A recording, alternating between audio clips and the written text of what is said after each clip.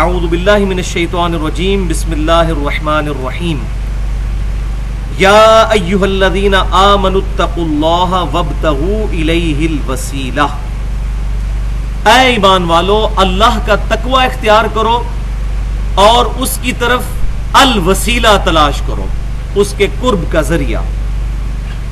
وجاہدوا فی سبیلہ لعلکم تفلحون، اور اس کی راہ میں جہاد کرو، کوشش کرو تاکہ تم کامیاب ہو سکو، فلاح پا سکو۔ تو یہ جو کوشش ہے اللہ کی راہ میں، اس کا سٹارٹ تو ہوگا تزکیہ نفس سے، اور پھر اس کا ایپیکس آئے گا جو اسلام کا سمم بونم ہے، یعنی قتال۔ لیکن یہ تمام سٹیجز ہیں، اور اس میں وہ اعلیٰ ترین سٹیج بھی ہے جو سورۃ الفرقان کی آیت نمبر 52 میں ہے، فَلَا تُطِعِ الْكَافِرِينَ وَجَاهِدْهُمْ بِهِ جِهَادًا كَبِيرًا۔ اے محبوب صلی اللہ علیہ وسلم، کافروں کی باتوں کا برا مت بنائے اور اس قرآن کے ذریعے ان کے ساتھ بڑا جہاد کریں۔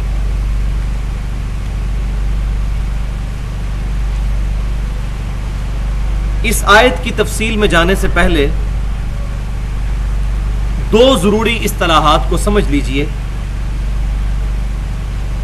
اصطلاح نمبر 1 ہے الاستمداد، جس کو ہم استعانت بھی کہتے ہیں، عربی میں الاستمداد، یعنی کسی بھی ہستی کو مصیبت اور پریشانی میں اپنی دعا کی قبولیت کے لیے پکارنا، جو اسلام میں صرف اللہ تعالیٰ کے ساتھ خاص ہے، اور اس کا ذکر قرآن پاک میں جو ہم ہر نماز میں تلاوت کرتے ہیں، ایاک نعبد و ایاک نستعین، اے اللہ ہم صرف تیری عبادت کرتے ہیں اور غائب میں مدد کے لیے، دعا کے لیے صرف تجھی کو پکارتے ہیں۔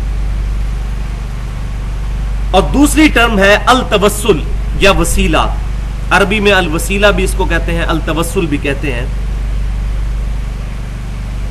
عربی ڈکشنری کے مطابق کسی بھی ہستی کے قرب کو حاصل کرنے کے لیے جو کام کیا جاتا ہے اس کو التوسل یا الوسیلہ کہتے ہیں۔ اور شریعت کی اصطلاح کے اندر التوسل اور الوسیلہ وہ عمل ہوگا، ہر وہ کام جو ہمیں اپنے رب کے قریب کر دے گا، اس کو ہم کہیں گے التوسل اور الوسیلہ۔ کہ بعض لوگ دھوکہ دیتے ہیں کہ توسل اور استمداد ایک ہی چیز کے نام ہیں، تو اس بات کو بھی سمجھ لیں۔ مثال کے طور پر اگر کوئی شخص دعا میں سیدنا علی کو پکارتا ہے اور کہتا ہے یا علی مدد، معاذ اللہ، کہ اے علی رضی اللہ تعالیٰ عنہ میری مدد فرمائیے، تو یہ ہوگی استمداد، غائب میں مدد کے لیے پکارنا۔ لیکن اگر کوئی شخص یوں کہتا ہے کہ اے اللہ تجھے سیدنا علی کا واسطہ میرا یہ مسئلہ حل فرما دے، یعنی دعا وہ اللہ سے کرتا ہے اور واسطہ اور قرب کا ذریعہ سیدنا علی کو بناتا ہے، تو اس کو کہیں گے التوسل اور وسیلہ۔ ان دونوں میں زمین آسمان کا فرق۔ تو پہلی والی صورت استمداد اور دوسری والی صورت الوسیلہ۔ استمداد جو ہے وہ آج ہمارا ٹاپک نہیں ہے، لیکن میں ایک مختصراً شروع میں یہ بات کر دوں کہ بھائیو، اس بات کا جھگڑا نہیں ہے کہ سیدنا علی کو اللہ تعالیٰ نے اختیار دیا ہوا ہے یا نہیں دیا ہوا، یا وہ اللہ کی اختیار سے مدد فرما سکتے ہیں یا نہیں فرما سکتے، یہ جھگڑا ہی نہیں ہے۔ جھگڑا یہ ہے کہ کسی کے پاس اختیار ہو اللہ کا دیا ہوا، تب بھی اس کو غائب میں مدد کے لیے پکارنا خالصتاً شرک۔ بارش کون برساتا ہے؟ اللہ۔ ڈیوٹی کس کی ہے؟ فرشتوں کی۔ لیکن بارش اگر فرشتوں سے مانگیں گے جن کو اللہ نے اذن بھی دیا ہوا ہے تو یہ خالصتاً شرک ہو جائے۔ ہاں، اللہ سے دعا مانگے، اللہ تعالیٰ کسی فرشتے کو بھیجے، کسی ہوا کو بھیجے، بادلوں کو بھیجے، جن کو بھیجے، کسی بھی چیز کو بھیجے، دعا صرف اللہ ہی سے۔ اور اسی پہ میری وہ پوری گفتگو ہے 2.25 گھنٹے کی، اہل سنت پاک.com پر مسئلہ نمبر 3 کے نام سے رکھی ہوئی ہے، دعا صرف اللہ ہی سے۔ اس پہ میں نے ڈیٹیل کے ساتھ استمداد کے ایشو کو ریزالو کیا ہے، لیکن آج وہ ٹاپک نہیں ہے، اس لیے میں اس کو سکپ کروں گا۔ آج ہمارا جو ٹاپک ہے وہ ہے الوسیلہ کے اوپر۔ تو قرآن پاک میں الوسیلہ یا توسل کے ٹاپک پر سب سے اہم ترین آیات سورہ بنی اسرائیل کی آیت نمبر 56 اور 57 ہے۔ جو ہمارے پیج پہ یہ دوسرے نمبر پہ لکھی ہوئی ہیں. بسم اللہ الرحمن الرحیم. قل ادعوا الذین زعمتم من دونہ، اے محبوب صلی اللہ علیہ وسلم ان مشرکین اور کافروں سے فرمائیے کہ اللہ کے علاوہ جن کے بارے میں تمہیں زوم ہو گیا ہے کہ وہ تمہاری تکلیف دور کر سکتے ہیں، یعنی فلا یملکون کشف الضر عنکم ولا تحویلا، نہ تو وہ تم سے تکلیف دور کر سکتے ہیں اور نہ ہی تمہاری تکلیف بدل سکتے ہیں. اولئک الذین یدعون یبتغون الی ربہم الوسیلہ، یہ لوگ جن کو پکار رہے ہیں اللہ کے علاوہ جن ہستیوں کو، وہ تو خود اپنے رب کے حضور وسیلہ تلاش کرتی ہیں. ایہم اقرب، کہ ان میں سے کون اپنے رب کے قریب ہو جائے. وَيَرْجُونَ رَحْمَتَهُ، اور وہ اس کی رحمت کے امیدوار بھی رہتے ہیں. وَيَخَافُونَ عَذَابَهُ، اور اس کے عذاب سے ڈرتے بھی رہتے ہیں. ان عذاب ربک کان محذورا، بے شک تیرے رب کا عذاب ڈرنے کی شے ہے. اس آیت میں اللہ تعالیٰ نے فرمایا کہ جن ہستیوں کو اللہ کے مقابلے پر من دونہ پکار رہے ہو مدد کے لیے، نہ وہ تکلیف دور کر سکتے ہیں نہ بدل سکتے ہیں، بلکہ وہ تو خود اللہ کے حضور الوسیلہ تلاش کر رہے ہیں. وہ الوسیلہ کیا ہے وہ آگے آ جائے گا انشاءاللہ تعالی. اس آیت کے شان نزول پر صحیح بخاری اور صحیح مسلم میں متفق علیہ سیدنا ابن مسعود رضی اللہ تعالیٰ عنہ کا مبارک قول ہے کہ ابن مسعود رضی اللہ تعالیٰ عنہ کہتے ہیں کہ یہ آیت عرب کے ان مشرکین کے بارے میں نازل ہوئی کہ جو جنگلوں میں جنوں کی پناہ حاصل کیا کرتے تھے، جبکہ وہ جن خود اسلام قبول کر کے اللہ تعالیٰ کے فرما بردار بن چکے تھے اور ان کو پتہ نہیں تھا، اور یہ انہی جنوں کو مدد کے لیے پکارتے تھے. یہ بخاری اور مسلم دونوں میں موجود ہے کتاب التفسیر چیپٹر میں. تو اللہ تعالیٰ نے فرمایا کہ جن کو تم پکار رہے ہو تو خود اللہ کے حضور مانگ رہے ہیں، اللہ کے حضور وسیلہ تلاش کر رہے ہیں، اور تم نے ان کو پکارنا شروع کر دیا ہے. لہذا اس آیت مبارک اور اس کی تفسیر جو بخاری اور مسلم سے میں نے بیان کی، اس سے 3 رزلٹ نکلتے ہیں. نمبر 1، اللہ تعالیٰ نے اس آیت مبارکہ میں اپنے علاوہ ہستیوں کو من دون ہی فرمایا ہے کہ یہ اللہ کے علاوہ ہیں. اور کن ہستیوں کو؟ وہ جن جو نبی صلی اللہ علیہ وسلم پر ایمان لا چکے تھے، کم از کم صحابی تو تھے وہ، ان کو بھی من دون ہی فرمایا. اگرچہ اللہ کے ماننے والے حزب اللہ میں داخل ہیں، وہ من دون ہی نہیں ہے، لیکن جب توحید کی باری آئے گی تو اللہ تعالیٰ کے مقابلے پر کسی بھی ہستی کو کھڑا کیا جائے گا، وہ من دون ہی ہو جائے گا، چاہے وہ کوئی جن ہو چاہے کوئی پیغمبر ہو. یہ اس لیکچر میں نے ڈیٹیل کے ساتھ بیان کیا ہے. دوسرا رزلٹ یہ کہ یہ ہستیاں تکلیف دور نہیں کر سکتی اور نہ بدل سکتی. ہاں اگر اللہ تعالیٰ اذن دے دے وہ معاملہ الگ ہے.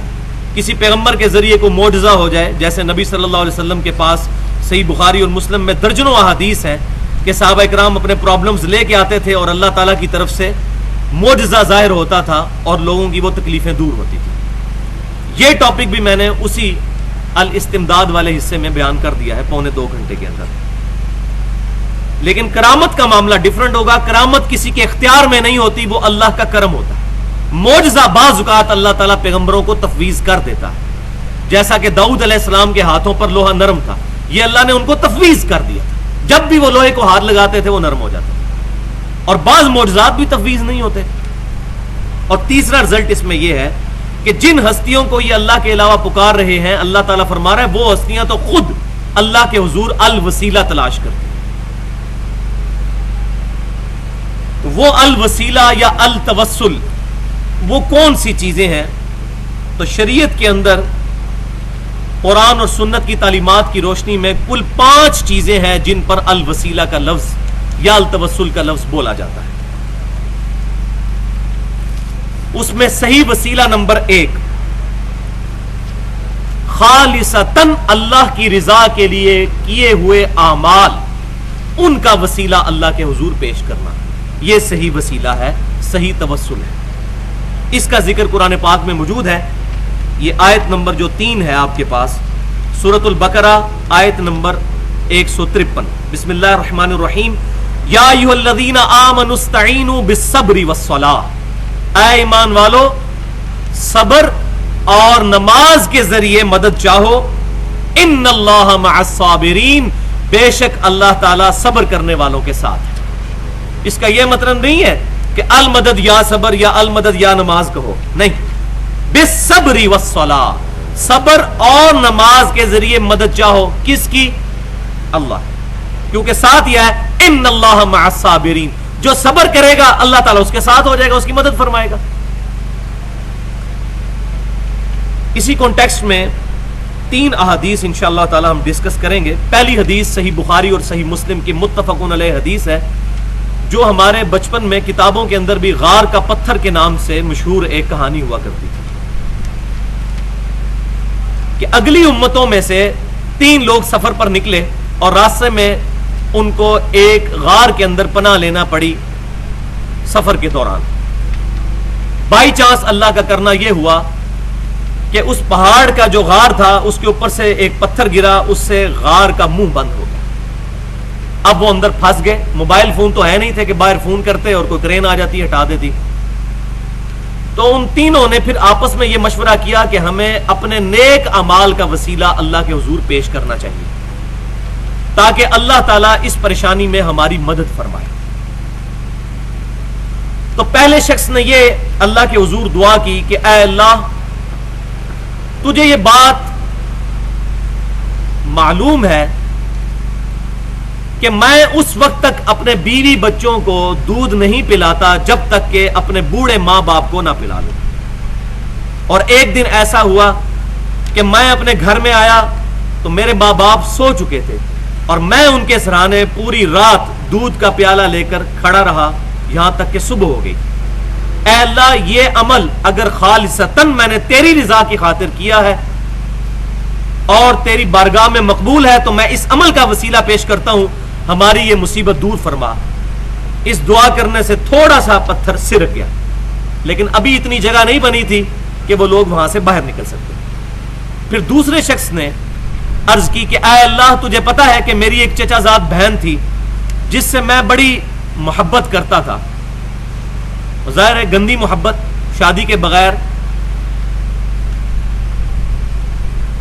اور میں اس سے منہ کالا کرنا چاہتا تھا، اس سے برائی کرنا چاہتا تھا، لیکن وہ میرے قابو نہیں آتی تھی۔ ایک دفعہ قحط پڑ گیا اور وہ مجبور ہوئی تو میں نے 120 دینار کے عوض اس کے ساتھ اس کی عزت کا سودا کیا، اور جب ہم الگ ہوئے تو وہ عورت کانپنے لگ پڑی۔ تو میں نے اس سے پوچھا کہ تو کیوں کانپتی ہے؟ تو وہ کہنے لگی کہ مجھے اللہ کا خوف آتا ہے۔ تو بس میں بھی پھر تیرے خوف سے پیچھے ہٹ گیا۔ اے اللہ، اگر یہ عمل خالصتاً میں نے تیری رضا کے لیے کیا ہے تو اے اللہ، اس عمل کا وسیلہ تیری بارگاہ میں پیش کرتا ہوں، اس پتھر کو ہٹا دے۔ پتھر تھوڑا سا اور سرک گیا، لیکن ابھی بھی اتنا نہیں سرکا تھا کہ وہاں سے وہ ہٹ سکیں۔ پھر تیسرے شخص نے عرض کی کہ اے اللہ، تجھے خوب معلوم ہے کہ میں نے ایک ملازم اپنے پاس رکھا تھا، چاول کے چند دانوں کے عوض، مزدوری کے عوض میں اس کو چاول دیا کرتا تھا۔ ایک دفعہ وہ مزدوری لیے بغیر وہاں سے چلا گیا اور اس کے جو چاول تھے ان کو میں نے بویا، اس سے بڑی فصل تیار ہوئی، اور پھر اس فصل سے مجھے اتنا منافع ہوا کہ میں نے اس سے بھیڑ بکریاں اور کافی اور چیزیں خریدی، اور وہ مویشی بڑھتے ہی چلے گئے۔ پھر کافی عرصے بعد جب وہ میرے پاس واپس آیا تو میں نے وہ تمام بھیڑ بکریاں اور تمام چیزیں اس کے حوالے کر دی کہ یہ تیرے معاوضے سے جو چاول تھے ان سے مجھے یہ سارا نفع ہوا۔ اے اللہ، اگر یہ عمل میں نے خالصتاً تیری رضا کے لیے کیا تو اس کی برکت سے اس پتھر کو ہٹا دے۔ پھر وہ پتھر مزید ہٹا اور ان کے لیے راستہ بن گیا۔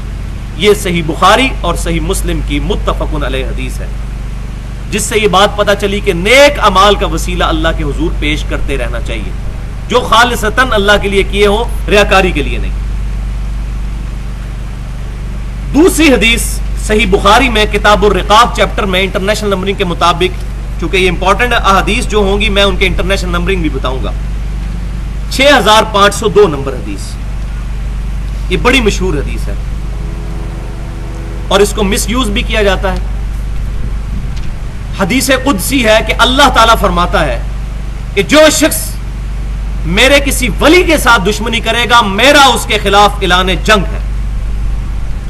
اور میرا بندہ میرا قرب کسی بھی اور چیز سے حاصل نہیں کر سکتا جتنا فرائض کی پابندی سے حاصل کرتا ہے، اور نوافل کے ذریعے وہ میرا اتنا قرب حاصل کر لیتا ہے کہ میں اس سے محبت کرنے لگتا ہوں، اور جب میں اس سے محبت کرنے لگتا ہوں تو میں اس کے کان بن جاتا ہوں جس سے وہ سنتا ہے، میں اس کی آنکھیں بن جاتا ہوں جس سے وہ دیکھتا ہے، میں اس کے ہاتھ بن جاتا ہوں جس سے وہ پکڑتا ہے، اور میں اس کے پاؤں بن جاتا ہوں جس سے وہ چلتا ہے۔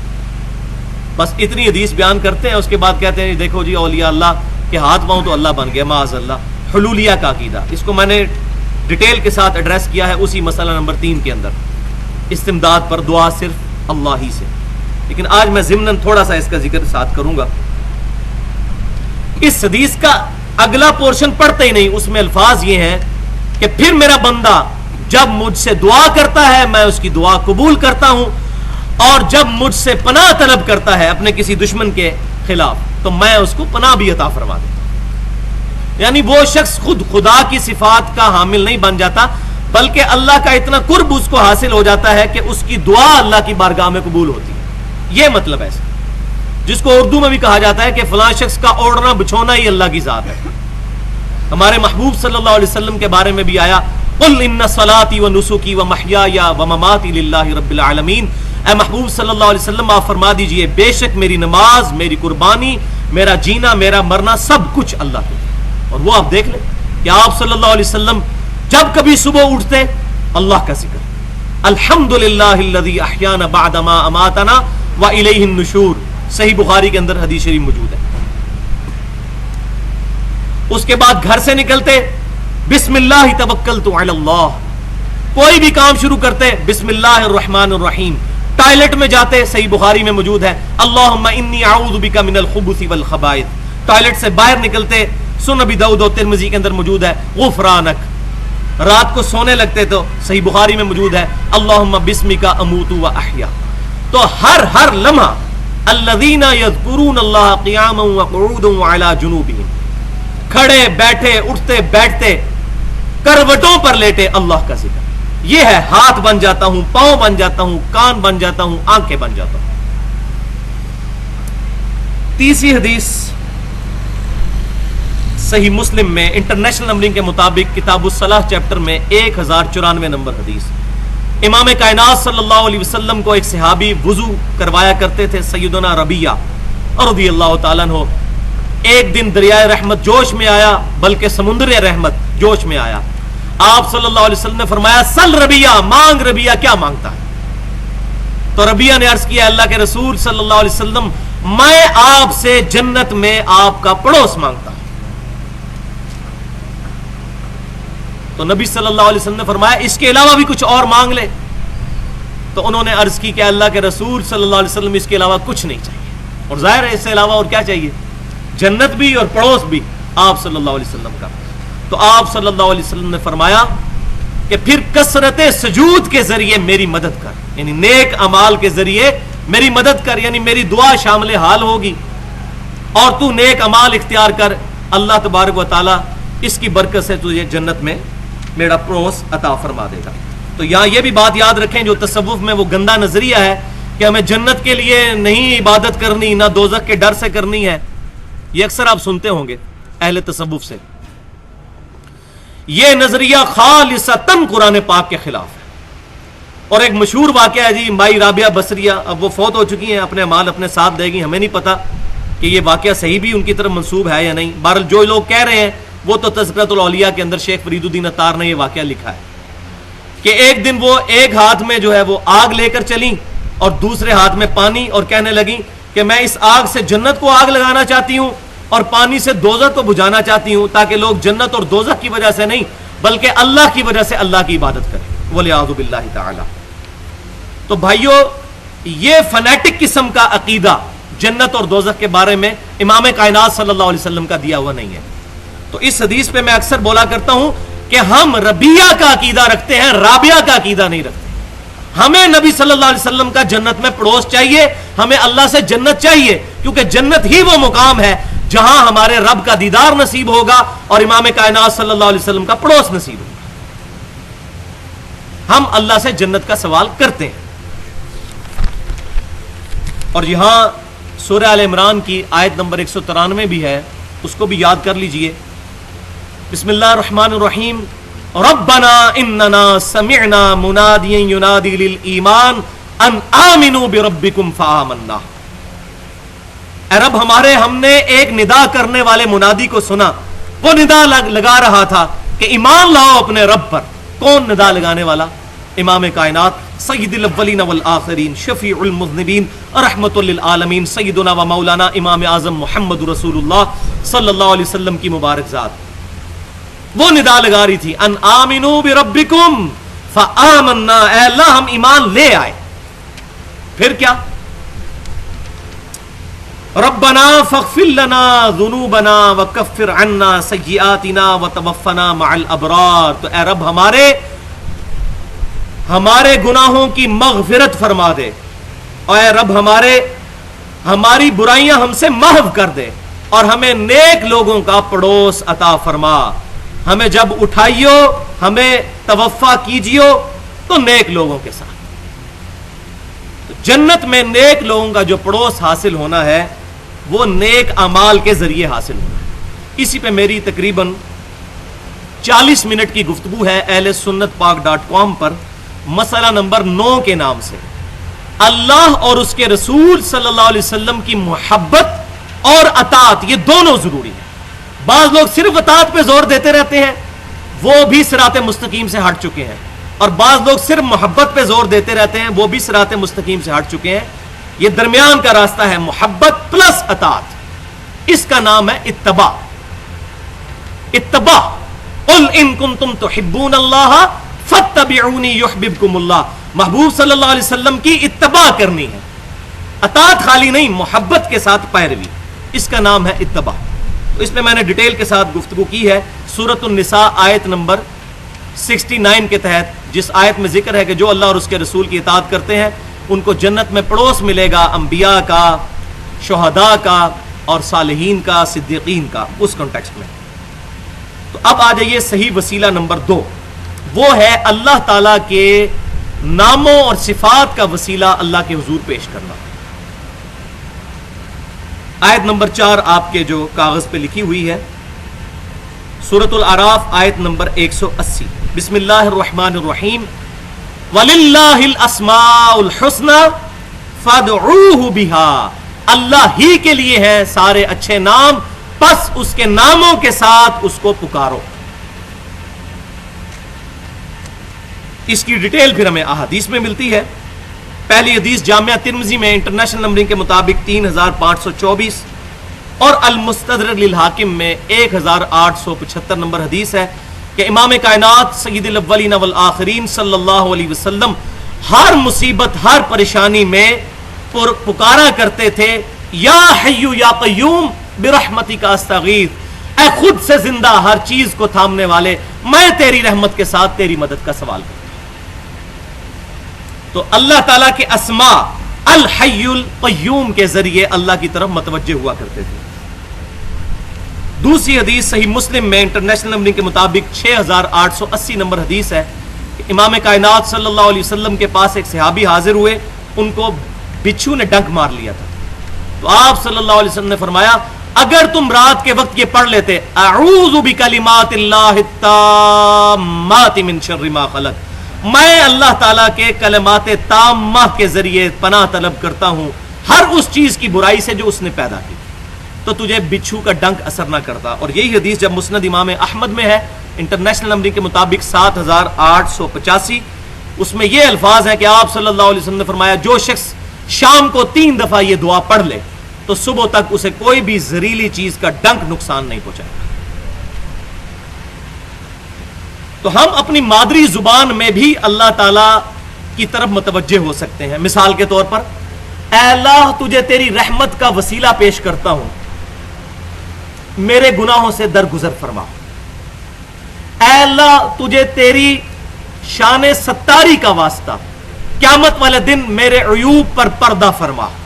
یہ دعا بھی کر سکتے. اے اللہ تجھے اس محبت کا وسیلہ جو تو اپنے محبوب صلی اللہ علیہ وسلم سے کرتا ہے، اے اللہ مجھے مدینہ شریف میں موت، جنت البقیع میں مدفن، اور قیامت والے دن آپ صلی اللہ علیہ وسلم کا جنت الفردوس میں پڑوس نصیب فرما. آپ صلی اللہ علیہ وسلم کے مبارک ہاتھوں سے حوض کوثر، آپ صلی اللہ علیہ وسلم کے مبارک جھنڈے تلے جگہ عطا فرما. کیونکہ اللہ تعالیٰ کا اپنے محبوب سے محبت کرنا یہ اللہ کی صفت ہے، تو اللہ کی صفت کا وسیلہ پیش کیا جا سکتا ہے. اے اللہ تجھے اس محبت کا وسیلہ جو تو اپنے محبوب صلی اللہ علیہ وسلم سے کرتا ہے. صحیح وسیلہ نمبر 3 وہ ہے الوسیلہ، اللہ تعالیٰ کے قرب کا ایک مقام ہے جنت میں. صحیح بخاری اور صحیح مسلم کی متفقن علیہ حدیث ہے کہ اللہ تعالیٰ کے قرب کا بلند ترین مقام جنت میں الوسیلہ ہے، جو اس کائنات میں ایک شخص کو ملے گا اور میں اللہ سے امید کرتا ہوں وہ شخص میں ہوں گا، آپ صلی اللہ علیہ وسلم نے فرمایا. اور پھر صحیح مسلم میں الفاظ ہیں کہ آپ صلی اللہ علیہ وسلم نے فرمایا جو شخص اذان سنے پھر اذان کا جواب دے، یعنی وہی کلمات ریپیٹ کرے مؤذن والے سوائے حی علی الصلاح حی علی الفلاح کے، اس کے جواب میں لا حول ولا قوت الا باللہ کہنا ہے، باقی وہی کلمات. اور پھر مجھ پر درود شریف پڑھے، تو جو ایک دفعہ درود شریف پڑھے گا اللہ اس پر 10 رحمتیں نازل فرمائے گا. اور پھر اللہ کے حضور میرے لیے الوسیلہ کی دعا مانگے، اور یہ حصہ صحیح بخاری میں بھی موجود ہے. 3 کام کرنے ہیں، اذان کا جواب، درود شریف اور الوسیلہ والی دعا مانگنی ہے. اللہ کے حضور جب دعا مانگے گا تو میری شفاعت اس کے لیے حلال ہو جائے گی انشاءاللہ تعالی. اس کو میں نے نام دیا ہے شفاعت رسول صلی اللہ علیہ وسلم حاصل کرنے کا نسخہ. اذان کا جواب دینا ہے، درود شریف پڑھنا ہے، الوسیلہ والی دعا مانگنی ہے. اور وہ الوسیلہ والی دعا صحیح بخاری میں موجود ہے انٹرنیشنل نمبرنگ کے مطابق 614 نمبر. اللہم رب هذه الدعوة التامة والصلاة القائمة آت محمدا الوسیلة والفضیلة والدرجة الرفیعة وابعثه مقاما محمودا الذی وعدته، یہاں تک. اور صحیح سند کے ساتھ سنن الکبری البہیقی کے اندر بھی انٹرنیشنل نمبرنگ کے مطابق جلد نمبر 1 اور صفحہ نمبر 410 پہ ہے انک لا تخلف المیعاد. باقی جو بیچ میں الفاظ ایڈ کیے ہیں لوگوں نے وہ ثابت نہیں ہے. والدرجہ کے بھی الفاظ نہیں ہے. اللہم رب هذه الدعوة التامة والصلاة القائمة آت محمدا الوسیلة والفضیلة وابعثه مقاما محمودا الذی وعدته، یہ الفاظ. باقی یہ والدرجہ اور باقی جو الفاظ ہیں وہ میں نے کچھ احادیث کی کتابوں میں دیکھے ہیں لیکن ان کی سند صحیح نہیں، لیکن الفاظ ضرور موجود ہیں لیکن ان کی سند صحیح نہیں. صحیح سند کے ساتھ صحیح بخاری میں اور سنن الکبری البہیقی کے اندر انک لا تخلف المیعاد کے ساتھ موجود ہے. یہاں پر میرے ایمان کا تقاضا ہے کہ میں وہ حدیث بھی بیان کروں. صحیح بخاری اور صحیح مسلم کی متفقن علیہ حدیث ہے جو تمام کتب حدیث میں موجود ہے، حدیث شفاعت، کہ آپ صلی اللہ علیہ وسلم نے فرمایا جانتے ہو میں تمام اولاد آدم کا سردار ہوں. اور یہ کس لیے ہے؟ پھر صحابہ کرام سے آپ صلی اللہ علیہ وسلم نے حدیث شفاعت بیان کی کہ قیامت کا دن ہوگا، سب لوگ سختیوں کے عالم میں ہوں گے، اسی دوران لوگ آپس میں مشورہ کریں گے کہ اپنا شفیع کسی کو تلاش کریں. تو سب کے سب لوگ جمع ہو کر سیدنا آدم علیہ السلام کے پاس جائیں گے اور کہیں گے کہ اے آدم علیہ السلام، اللہ تعالیٰ نے آپ کو اپنی قدرت کے ہاتھوں کے ساتھ جو اللہ تعالیٰ کی شان کے لائق ہے پیدا فرمایا، اور آپ پہلے انسان ہیں اس روئے ارض پہ، آپ اللہ کے حضور ہماری سفارش کریں. تو آدم علیہ السلام عرض کہ اے لوگو مجھے آج اپنی غلطی اللہ کے حضور یاد آ رہی ہے کہ جو مجھ سے غلطی ہوئی تھی، اجتہادی غلطی یا اس کو لفظش کہہ لیں، گناہ کا لفظ ہم انبیاء کے لیے نہیں بولتے. تم نوح علیہ السلام کے پاس جاؤ. وہ نوح علیہ السلام کے پاس آئیں گے اور پھر اسی طریقے سے ان کی بھی تعریف کریں گے. تو نوح علیہ السلام کہیں گے کہ آج مجھے اپنی غلطی یاد آ رہی ہے کہ میں نے اپنے کافر بیٹے کے حق میں دعا کی تھی. تم ابراہیم علیہ السلام کے پاس چلے جاؤ. جب ان کے پاس جائیں گے تو وہ کہیں گے کہ میں نے بھی دنیا میں توریتاً 3 دفعہ توریا کیا تھا، جس کو ہم جھوٹ کہتے ہیں لیکن توریا کا لفظ زیادہ مناسب. مجھے اپنی وہ غلطیاں یاد آ رہی ہیں. تم سیدنا موسیٰ علیہ السلام کے پاس چلے جاؤ. موسیٰ علیہ السلام کہیں گے آج مجھے اپنی غلطی یاد آ رہی ہے کہ مجھ سے ایک قتل ناحق ہو گیا تھا غلطی کے ساتھ. تم عیسیٰ بن مریم کے پاس چلے جاؤ. عیسیٰ بن مریم کے پاس جب لوگ جائیں گے علیہم السلام تو وہ کہیں گے آج ایک شخص ہے جس کے ہاتھ پر شفاعت کا دروازہ کھلے گا، تم محمد صلی اللہ علیہ وسلم کے پاس چلے جاؤ. تو سب لوگ محمد صلی اللہ علیہ وسلم کی خدمت میں حاضر ہوں گے. تو آپ صلی اللہ علیہ وسلم پھر فرمائیں گے انا لہا، میں ہی ہوں، آج میں ہی ہوں. اور نبی کہیں گے اذهبوا الی غیری، میرے حضور کے زبان پر انا لہا ہوگا. یہ شاعر نے بڑی زبردست بات اس حدیث کی ٹرانسلیشن کی ہے. احمد بریلوی صاحب کا بھی ایک شعر ہے، وہ جہنم میں گرا ان سے جو مستغنا ہوا، ہے خلیل اللہ کو حاجت رسول اللہ کی. اور یہ بخاری اور مسلم کے الفاظ ہیں، قیامت والے دن ابراہیم علیہ السلام سمیت تمام لوگ میری طرف متوجہ ہوں گے شفاعت کے لیے. اسی کی ٹرانسلیشن امام احمد بریلوی صاحب نے کی ہے، وہ جہنم میں گرا ان سے جو مستغنا ہوا، ہے خلیل اللہ کو حاجت رسول اللہ کی صلی اللہ علیہ وآلہ وسلم. اچھی بات کسی کی بھی ہے وہ کوٹ کرنی چاہیے، باقی جو ہمیں ان سے اختلاف ہے وہ اپنی جگہ پہ ہے. یہاں پر ایک چیز میں پہلے ایڈریس کر دوں، اسی حدیث کے آخری الفاظ ہیں بخاری مسلم کے کہ آپ صلی اللہ علیہ وسلم نے پھر سورہ بنی اسرائیل کی آیت نمبر 79 تلاوت فرمائی اور کہا کہ قرآن پڑھ کے دیکھ لو کہ مجھے شفاعت کا اذن ملنے والا ہے. عَسَىٰ أَن يَبْعَثَكَ رَبُّكَ مَقَامًا مَحْمُودًا، اے محبوب صلی اللہ علیہ وسلم قریب ہے کہ ہم آپ کو اس مقام پر فائز کریں گے جہاں آپ محمود ہوں گے، لوگوں کے تمام لوگ آپ کی حمد کریں گے، آپ کی تعریف بیان کریں گے. مقام محمود ایسا مقام جہاں نبی صلی اللہ علیہ وسلم کی حمد کی جائے گی. محمود جس کی حمد کی گئی، لوگ تعریف کریں گے، وہ مقام محمود آپ صلی اللہ علیہ وسلم کو ملے گا. لیکن یہاں بات یاد رکھیں، صحیح بخاری اور مسلم کی متفق علیہ حدیث ہے کہ امام کائنات صلی اللہ علیہ وسلم نے ارشاد فرمایا کہ اللہ تعالیٰ نے تمام انبیاء کو ایک ایک مقبول دعا دی تھی. تمام نبیوں نے اپنی دعائیں اسی دنیا میں کر لی، اور میں نے اپنی دعا اپنی امت کے لیے سنبھال کر رکھی ہے. میں اس دعا سے قیامت والے دن اپنی امت کی شفاعت کروں گا، اور میری شفاعت سے میرے ہر امتی کو نفع پہنچے گا سوائے اس شخص کے جس نے اللہ کے ساتھ کسی قسم کا شرک کیا ہوا. مشرک کی شفاعت نہیں، موحد کی ہوگی، کیونکہ شرک is the most sensitive issue in the sight of Allah. Allah کے حضور سب سے حساس معاملہ شرک کا ہے. کیٹاگوریکل قرآن پاک میں 2 دفعہ مینشن ہے، ان اللہ لا یغفر ان یشرک بہ ویغفر ما دون ذلک لمن یشاء. بے شک اللہ اس گناہ کو کبھی معاف نہیں کرے گا کہ اللہ کے ساتھ کسی نے شرک کیا، اس کے علاوہ جتنے گناہ ہے جس کے لیے چاہے گا معاف فرما دے. اور پھر اس کا کلائمیکس ہے سورۃ المائدہ کی آیت نمبر 72، انہ من یشرک باللہ فقد حرم اللہ علیہ الجنہ ومأواہ النار وما للظالمین من انصار. بے شک جو کوئی اللہ کے ساتھ شرک کرے گا اللہ نے جنت اس پر حرام کر دی ہے، اس کا وہاں پر ٹھکانہ دوزخ ہوگا اور وہاں اس کا کوئی مددگار نہیں ہوگا. حتیٰ کہ امام کائنات صلی اللہ علیہ وسلم بھی اس کی شفاعت نہیں فرمائیں گے. وہ حدیث ہم سن چکے. تو مسئلہ شفاعت کے اوپر میں نے 35 منٹ گفتگو کی ہے اہل سنت پاک.com پر، مسئلہ نمبر 4 کے نام سے. وہ ڈیٹیل سے سن سکتے ہیں، اس میں جو اختلافی موضوعات ہیں.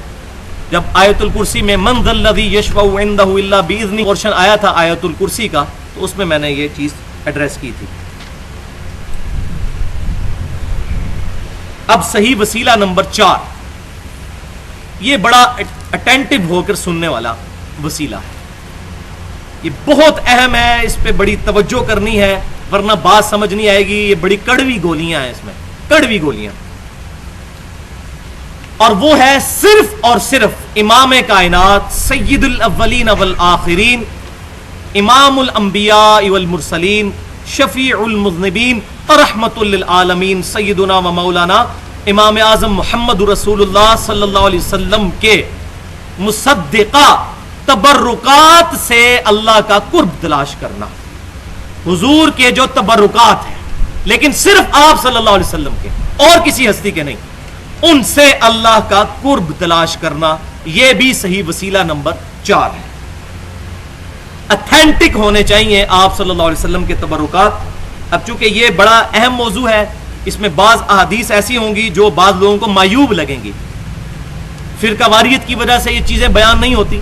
ہمارے بریلوی مکتب فکر کے لوگ تو یہ باتیں بیان کرتے ہیں، لیکن باقیوں کی طرف اس کا فقدان ہے. تو جو بات احادیث میں آ گئی صحیح بخاری اور صحیح مسلم میں، وہ کسی کی بھی سپورٹ میں جاتی ہو، ہم نے اپنا قبلہ درست کرنا. تو جس کی جو اچھی بات ہے وہ ماننی چاہیے. تو بریلوی مکتب فکر کے لوگوں میں تو یہ حدیث عام ہے، لیکن اہل دیوبند کے اندر اور باقی جو دوسرے ہیں ان کے اندر یہ چیزیں ذرا ان کا فقدان ہے. تو اس میں پہلی حدیث صحیح بخاری میں کتاب الشروع چیپٹر میں انٹرنیشنل نمبرنگ کے مطابق 2731 اور 2732، اور وہ بیان ہے صلح حدیبیہ کے موقع پر سیدنا عروہ بن مسعود رضی اللہ تعالیٰ عنہ، جو اس وقت تک مسلمان نہیں ہوئے تھے لیکن بعد میں مسلمان ہو گئے. وہ کافروں کی طرف سے ایجنٹ بن کر آئے تھے آپ صلی اللہ علیہ وسلم کے ساتھ معاہدہ کرنے کے لیے. پھر جو کچھ انہوں نے وہاں دیکھا وہ وجد آمیز منظر، کنکھیوں سے یوں یوں چھپ کے نبی صلی اللہ علیہ وسلم کو دیکھتے تھے، اور جب وہ واپس گئے کافروں کے اندر تو ان کو جا کر کہا کہ اے لوگوں، میں بڑے بڑے بادشاہوں کے دربار میں گیا، میں کیسر و کسرا اور نجاشی کے دربار میں گیا، میں نے کسی بھی شخص کے درباریوں کو اس کی اتنی عزت کرتے ہوئے نہیں دیکھا جتنا محمد صلی اللہ علیہ وسلم کے اصحاب آپ صلی اللہ علیہ وسلم کی عزت کرتے ہیں. اللہ کی قسم میں نے یہ دیکھا کہ آپ صلی اللہ علیہ وسلم جب وضو فرماتے ہیں تو صحابہ کرام علیہم رضوان آپ صلی اللہ علیہ وسلم کے وضو کا پانی نیچے نہیں گرنے دیتے، حتیٰ کہ آپ صلی اللہ علیہ وسلم کا تھوک مبارک اور بلغم بھی شریف بھی کسی صحابی کے ہاتھوں پر ہی گرتا ہے، اور قریب ہے کہ وہ اس بلغم شریف کو حاصل کرنے کے لیے آپس میں لڑ پڑے، اور اگر کسی کو وہ چیز نہیں ملتی تو دوسرے کے ہاتھوں سے لے کر اپنے چہرے پر مل لیتا ہے. اور جب آپ صلی اللہ علیہ وسلم گفتگو کرتے ہیں تو وہ خاموشی کے ساتھ تعظیماً نظریں جھکا کر آپ صلی اللہ علیہ وسلم کے سامنے بیٹھتے ہیں، اور آپ صلی اللہ علیہ وسلم کے رعب کی وجہ سے نگاہیں اٹھا کے آپ کے چہرے مبارک کی طرف نہیں دیکھتے. ایسی تعظیم میں نے کسی کی نہیں دیکھی. تو یہاں سے ثابت ہوا کہ آپ صلی اللہ علیہ وسلم کے تبرکات، آپ صلی اللہ علیہ وسلم کے وضو کا پانی، اس سے صحابہ کرام علیہم رضوان اللہ کا قرب تلاش کیا کرتے تھے. ظاہر ہے اللہ کی رضا کی خاطر کرتے تھے. بلکہ صحیح مسلم میں موجود ہے کہ فجر کی نماز کے بعد اہل مدینہ اپنے غلاموں کو بھیجتے تھے اور وہ اپنے اپنے برتن لے کر حضور کے پاس آتے تھے، تو آپ صلی اللہ علیہ وسلم اپنا دست شفقت اس کے اندر ڈال دیا کرتے تھے، اور پھر وہ جا کر اپنے گھر والوں کو پلایا کرتے تھے. اور انس بن مالک کہتے ہیں کہ اللہ کی قسم آپ صلی اللہ علیہ وسلم اتنے شفیق تھے کہ سخت سردیوں میں بھی جب ٹھنڈا پانی بھی آتا تو آپ صلی اللہ علیہ وسلم ٹھنڈے پانی میں بھی اپنے ہاتھ ڈال دیا کرتے تھے، اتنی شفقت فرمایا کرتے. اللہم صلی علی محمد وعلی آل محمد. دوسری حدیث صحیح مسلم میں ہے 6056 نمبر حدیث انٹرنیشنل نمبرنگ کے مطابق، کتاب الفضائل چیپٹر میں ام سلیم رضی اللہ تعالی عنہا آپ صلی اللہ علیہ وسلم کے پاس آئیں. آپ صلی اللہ علیہ وسلم سوئے ہوئے تھے. یہ ایک بوڑھی عورت تھی. جب آپ سوتے تھے تو آپ صلی اللہ علیہ وسلم کو کثرت سے پسینہ آتا تھا، تو انہوں نے ایک چوڑے منہ والا برتن لیا اور آپ صلی اللہ علیہ وسلم کے مبارک ماتھے سے پسینے کو صاف کر کے اس میں جمع کرنا شروع کیا. اسی دوران آپ صلی اللہ علیہ وسلم کی آنکھ کھل گئی تو آپ صلی اللہ علیہ وسلم نے پوچھا یہ کیا کر رہی ہو؟ تو انہوں نے عرض کی کہ اللہ کے رسول صلی اللہ علیہ وسلم آپ کا پسینہ مبارک بہترین خوشبو ہے اور ہم اپنی خوشبو میں اسے ملاتے ہیں اور آپ صلی اللہ علیہ وسلم کے پسینہ مبارک سے اپنے بچوں کے لیے تبرک حاصل کرتے ہیں. یہ الفاظ موجود ہے صحیح مسلم میں، تبرک، ہمارے بچوں کے لیے یہ تبرک ہے. تو آپ صلی اللہ علیہ وسلم نے فرمایا تم نے اچھا کام کیا، مور بھی لگا دی. تیسری حدیث صحیح بخاری میں ہے انٹرنیشنل نمبر کے مطابق 5896 نمبر حدیث، ام المؤمنین سیدتنا ام سلمہ رضی اللہ تعالی عنہا کے پاس لوگ اپنے برتن پانی والے بھجوایا کرتے تھے. ان کے پاس ایک چھوٹے سے برتن میں نبی صلی اللہ علیہ وسلم کے مبارک بالوں کا گچھا تھا. تو وہ اس برتن کو اس پانی والے برتن میں ڈال کر گھول دیا کرتی تھی لوگوں کے شفا کے لیے. آپ صلی اللہ علیہ وسلم کے بال مبارک، یہ صحیح بخاری کے اندر موجود ہے. یہ تو تھے آپ صلی اللہ علیہ وسلم کے ڈائریکٹ تبرکات. اب انڈائریکٹ تبرکات. چوتھی حدیث صحیح مسلم سے انٹرنیشنل نمبر کے مطابق 5409 نمبر حدیث،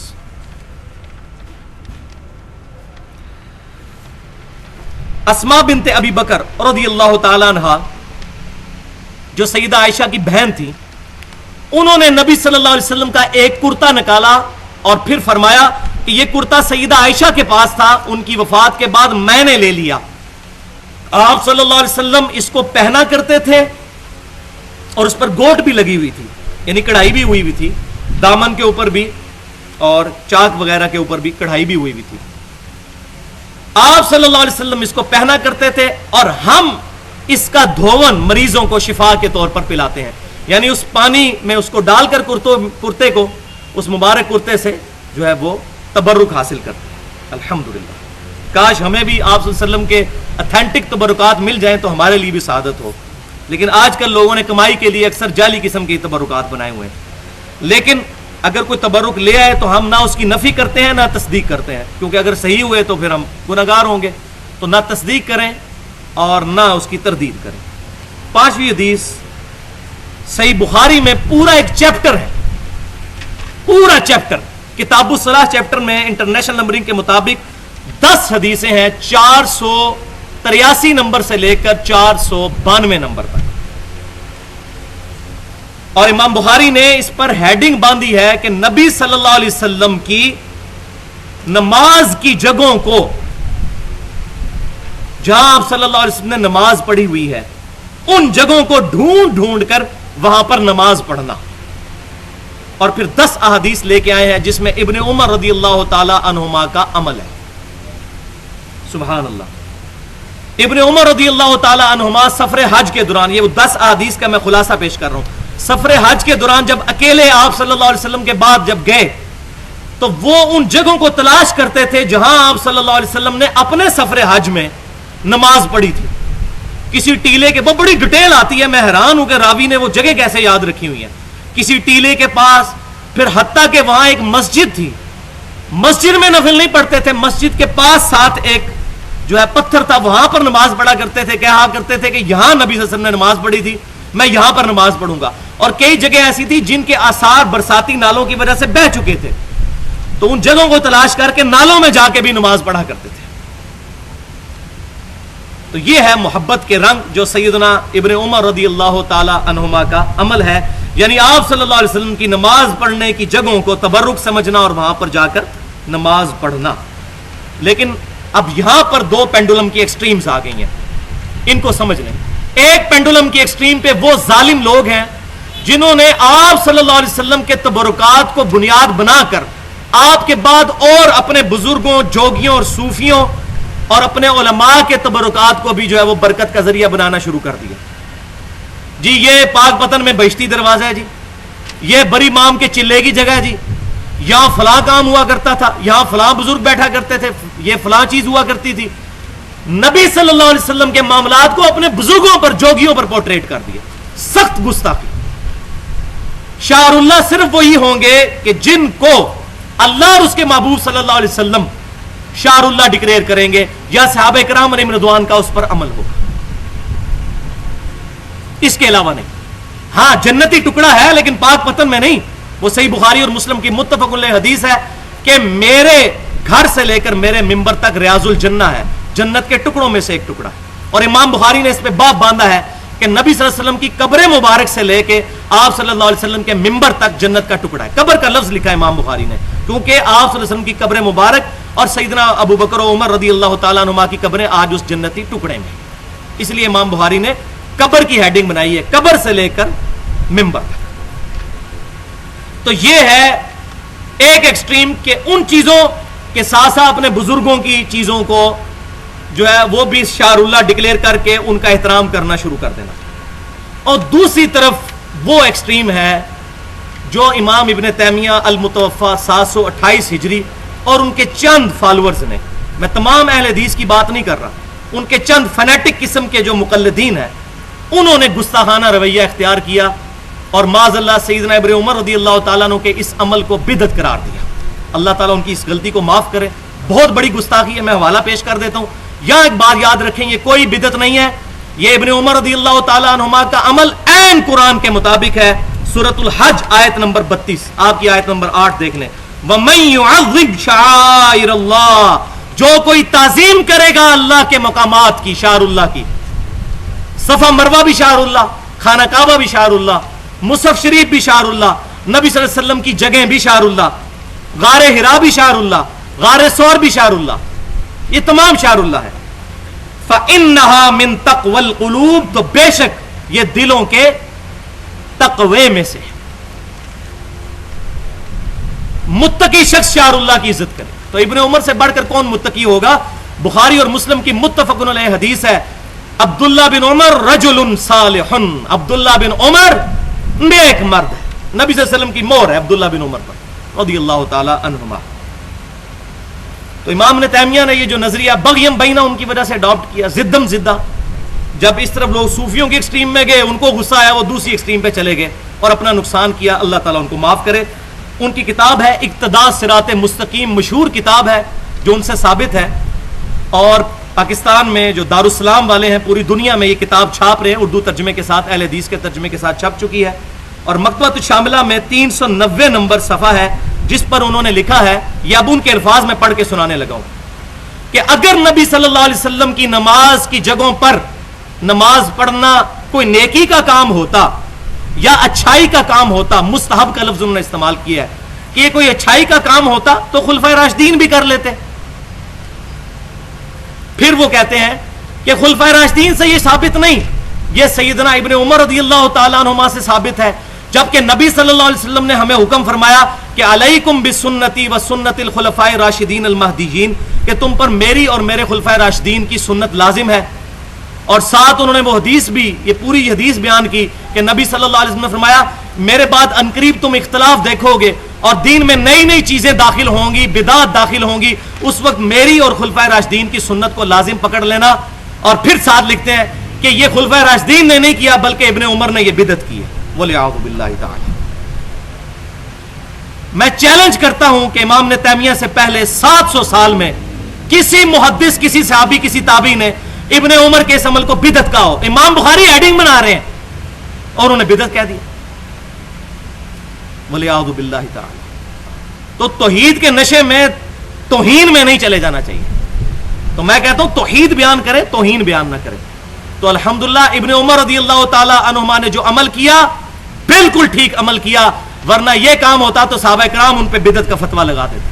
اور پھر جو ان کے وہ مقلدین ہیں وہ جھوٹی ان کی طرف سے پیش, وہ جی انہوں نے بدعت کو لغت کے معنوں میں استعمال کیا ہے, اصطلاح کے معنوں میں نہیں کیا.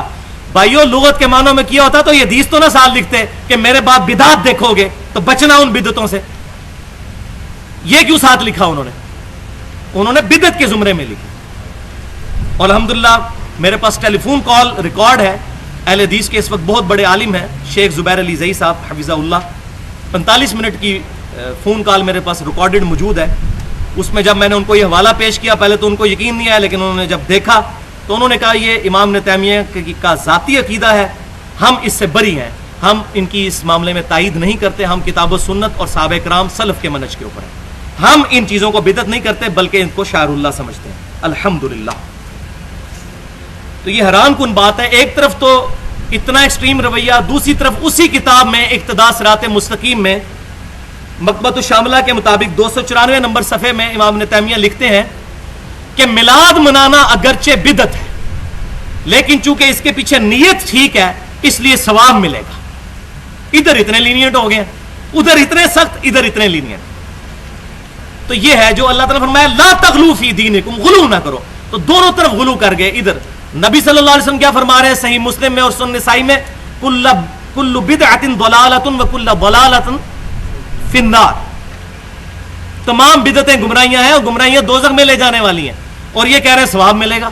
تو بھائی تمام بدعتیں جو جاری کی جاتی ہیں وہ ثواب کی نیت سے کی جاتی ہیں, اس نے نیت تو پیچھے ہوتا ہے. اہل تشیع بھائی جو کرتے ہیں ان کے پیچھے جو ماتم کی جو ہے پوائنٹ آف ویو, وہ محبت میں ہی کر رہے ہوتے ہیں, گناہ کھٹنے کے لیے تو نہیں کر رہے ہوتے. تو یہ بات نہیں ہے. حسن نیت جو بھی ہو, جو عمل بھی بدعت ہوگا, ٹھیک, میں نہیں اس کو بدعت سمجھتا.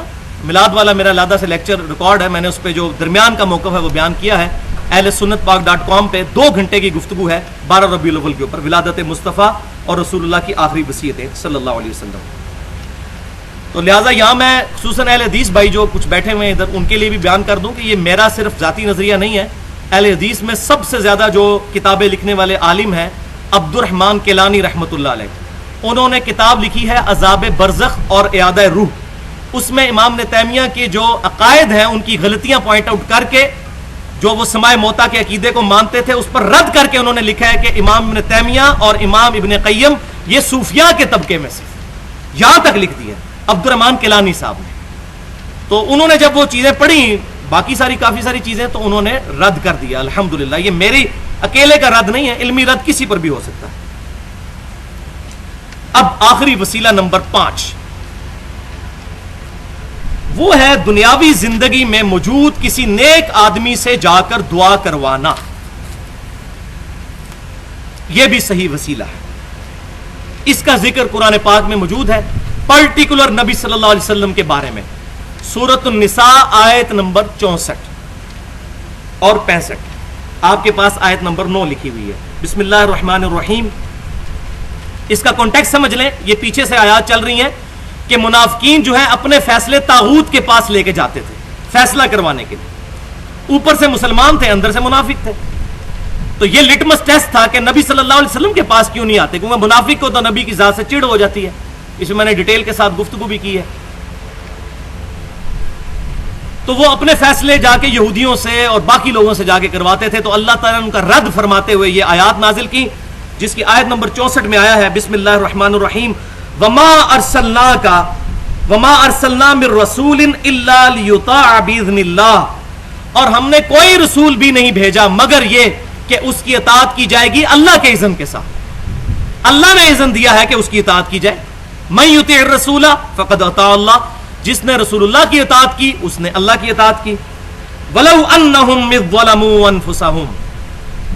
جب ان منافقین نے یہ ظلم کر لیا تھا اپنی جانوں پر، یہ گناہ کھٹ لیا تھا انہوں نے کہ اپنا فیصلہ طاغوت سے جا کے کروایا، تو ان کو کیا چاہیے تھا کہ جب انہوں نے گناہ کر لیا جاؤکا، اے محبوب صلی اللہ علیہ وسلم آپ کے پاس حاضر ہوتے، فاستغفروا اللہ واستغفر لهم الرسول، پھر اللہ سے جا کر معافی مانگتے اور رسول اللہ بھی ان کے لیے دعا کرتے مغفرت کی.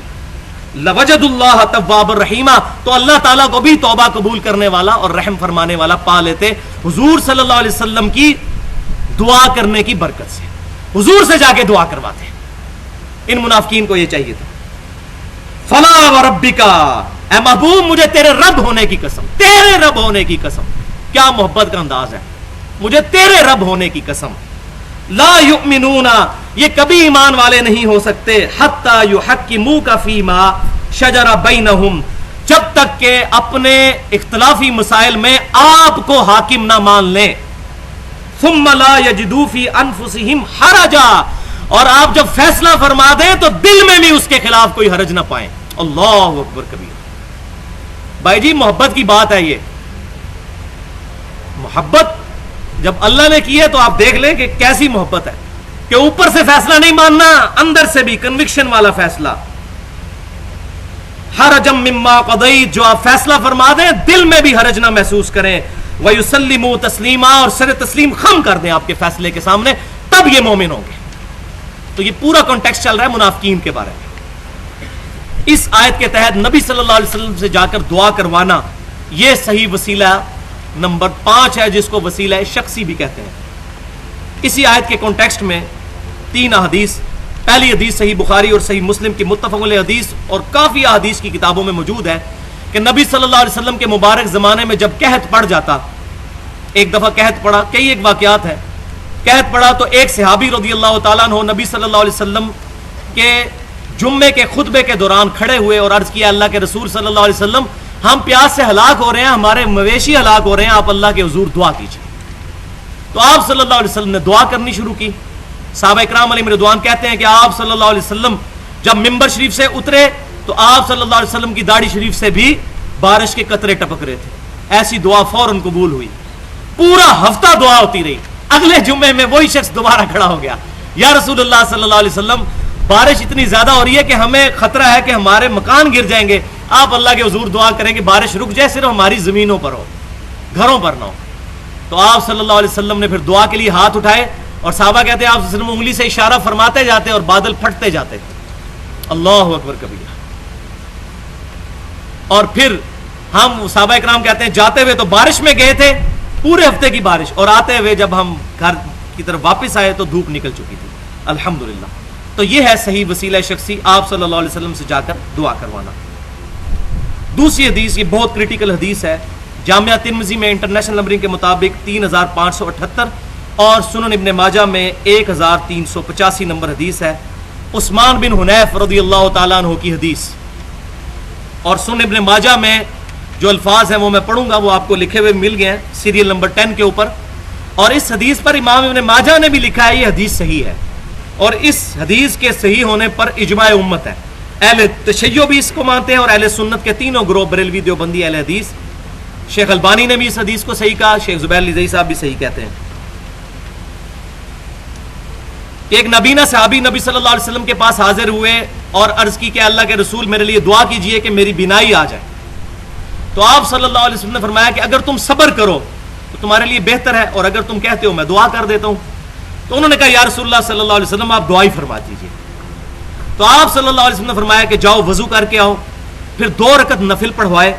اس کے بعد آپ صلی اللہ علیہ وسلم نے ان کو دعا تعلیم فرمائی، جو یہ دعا لکھی ہوئی ہے، اللہم انی اسألک، اے اللہ میں تجھ سے سوال کرتا ہوں، وَأَتَوَجَّهُ إِلَيْكَ، اور تیری طرف متوجہ ہوتا ہوں، بِمُحَمَّدٍ صلی اللہ علیہ وسلم، محمد صلی اللہ علیہ وسلم کے ذریعے تیری طرف متوجہ ہوتا ہوں، نبی الرحمہ، جو رحمت والے نبی ہیں، یا محمد صلی اللہ علیہ وسلم، اے محمد صلی اللہ علیہ وسلم، انی قد توجہت، بے شک میں متوجہ ہوتا ہوں، بکا آپ کی طرف سے، آپ کے ذریعے سے، الی ربی اپنے رب کی طرف، دونوں صورتوں میں رب کی طرف رجوع ہے،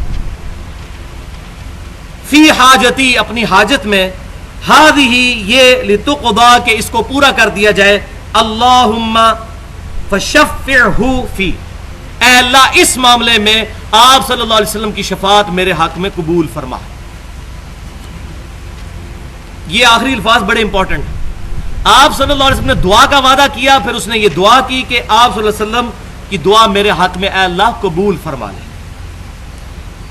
تو اس حدیث سے بھی پتا چلا کہ نبی صلی اللہ علیہ وسلم کے پاس صحابہ کرام جا کر دعا کروایا کرتے تھے، لیکن اب مسئلہ یہ ہے کہ یہ حدیث سنن ابن ماجہ اور جامعہ ترمذی میں تو یہاں تک موجود ہے، لیکن المعجم الکبیر الطبرانی کے اندر اس کا اگلا حصہ بھی موجود ہے کہ سیدنا عثمان بن عفان رضی اللہ تعالیٰ عنہ کے دور میں بھی ایک نابینا شخص آیا۔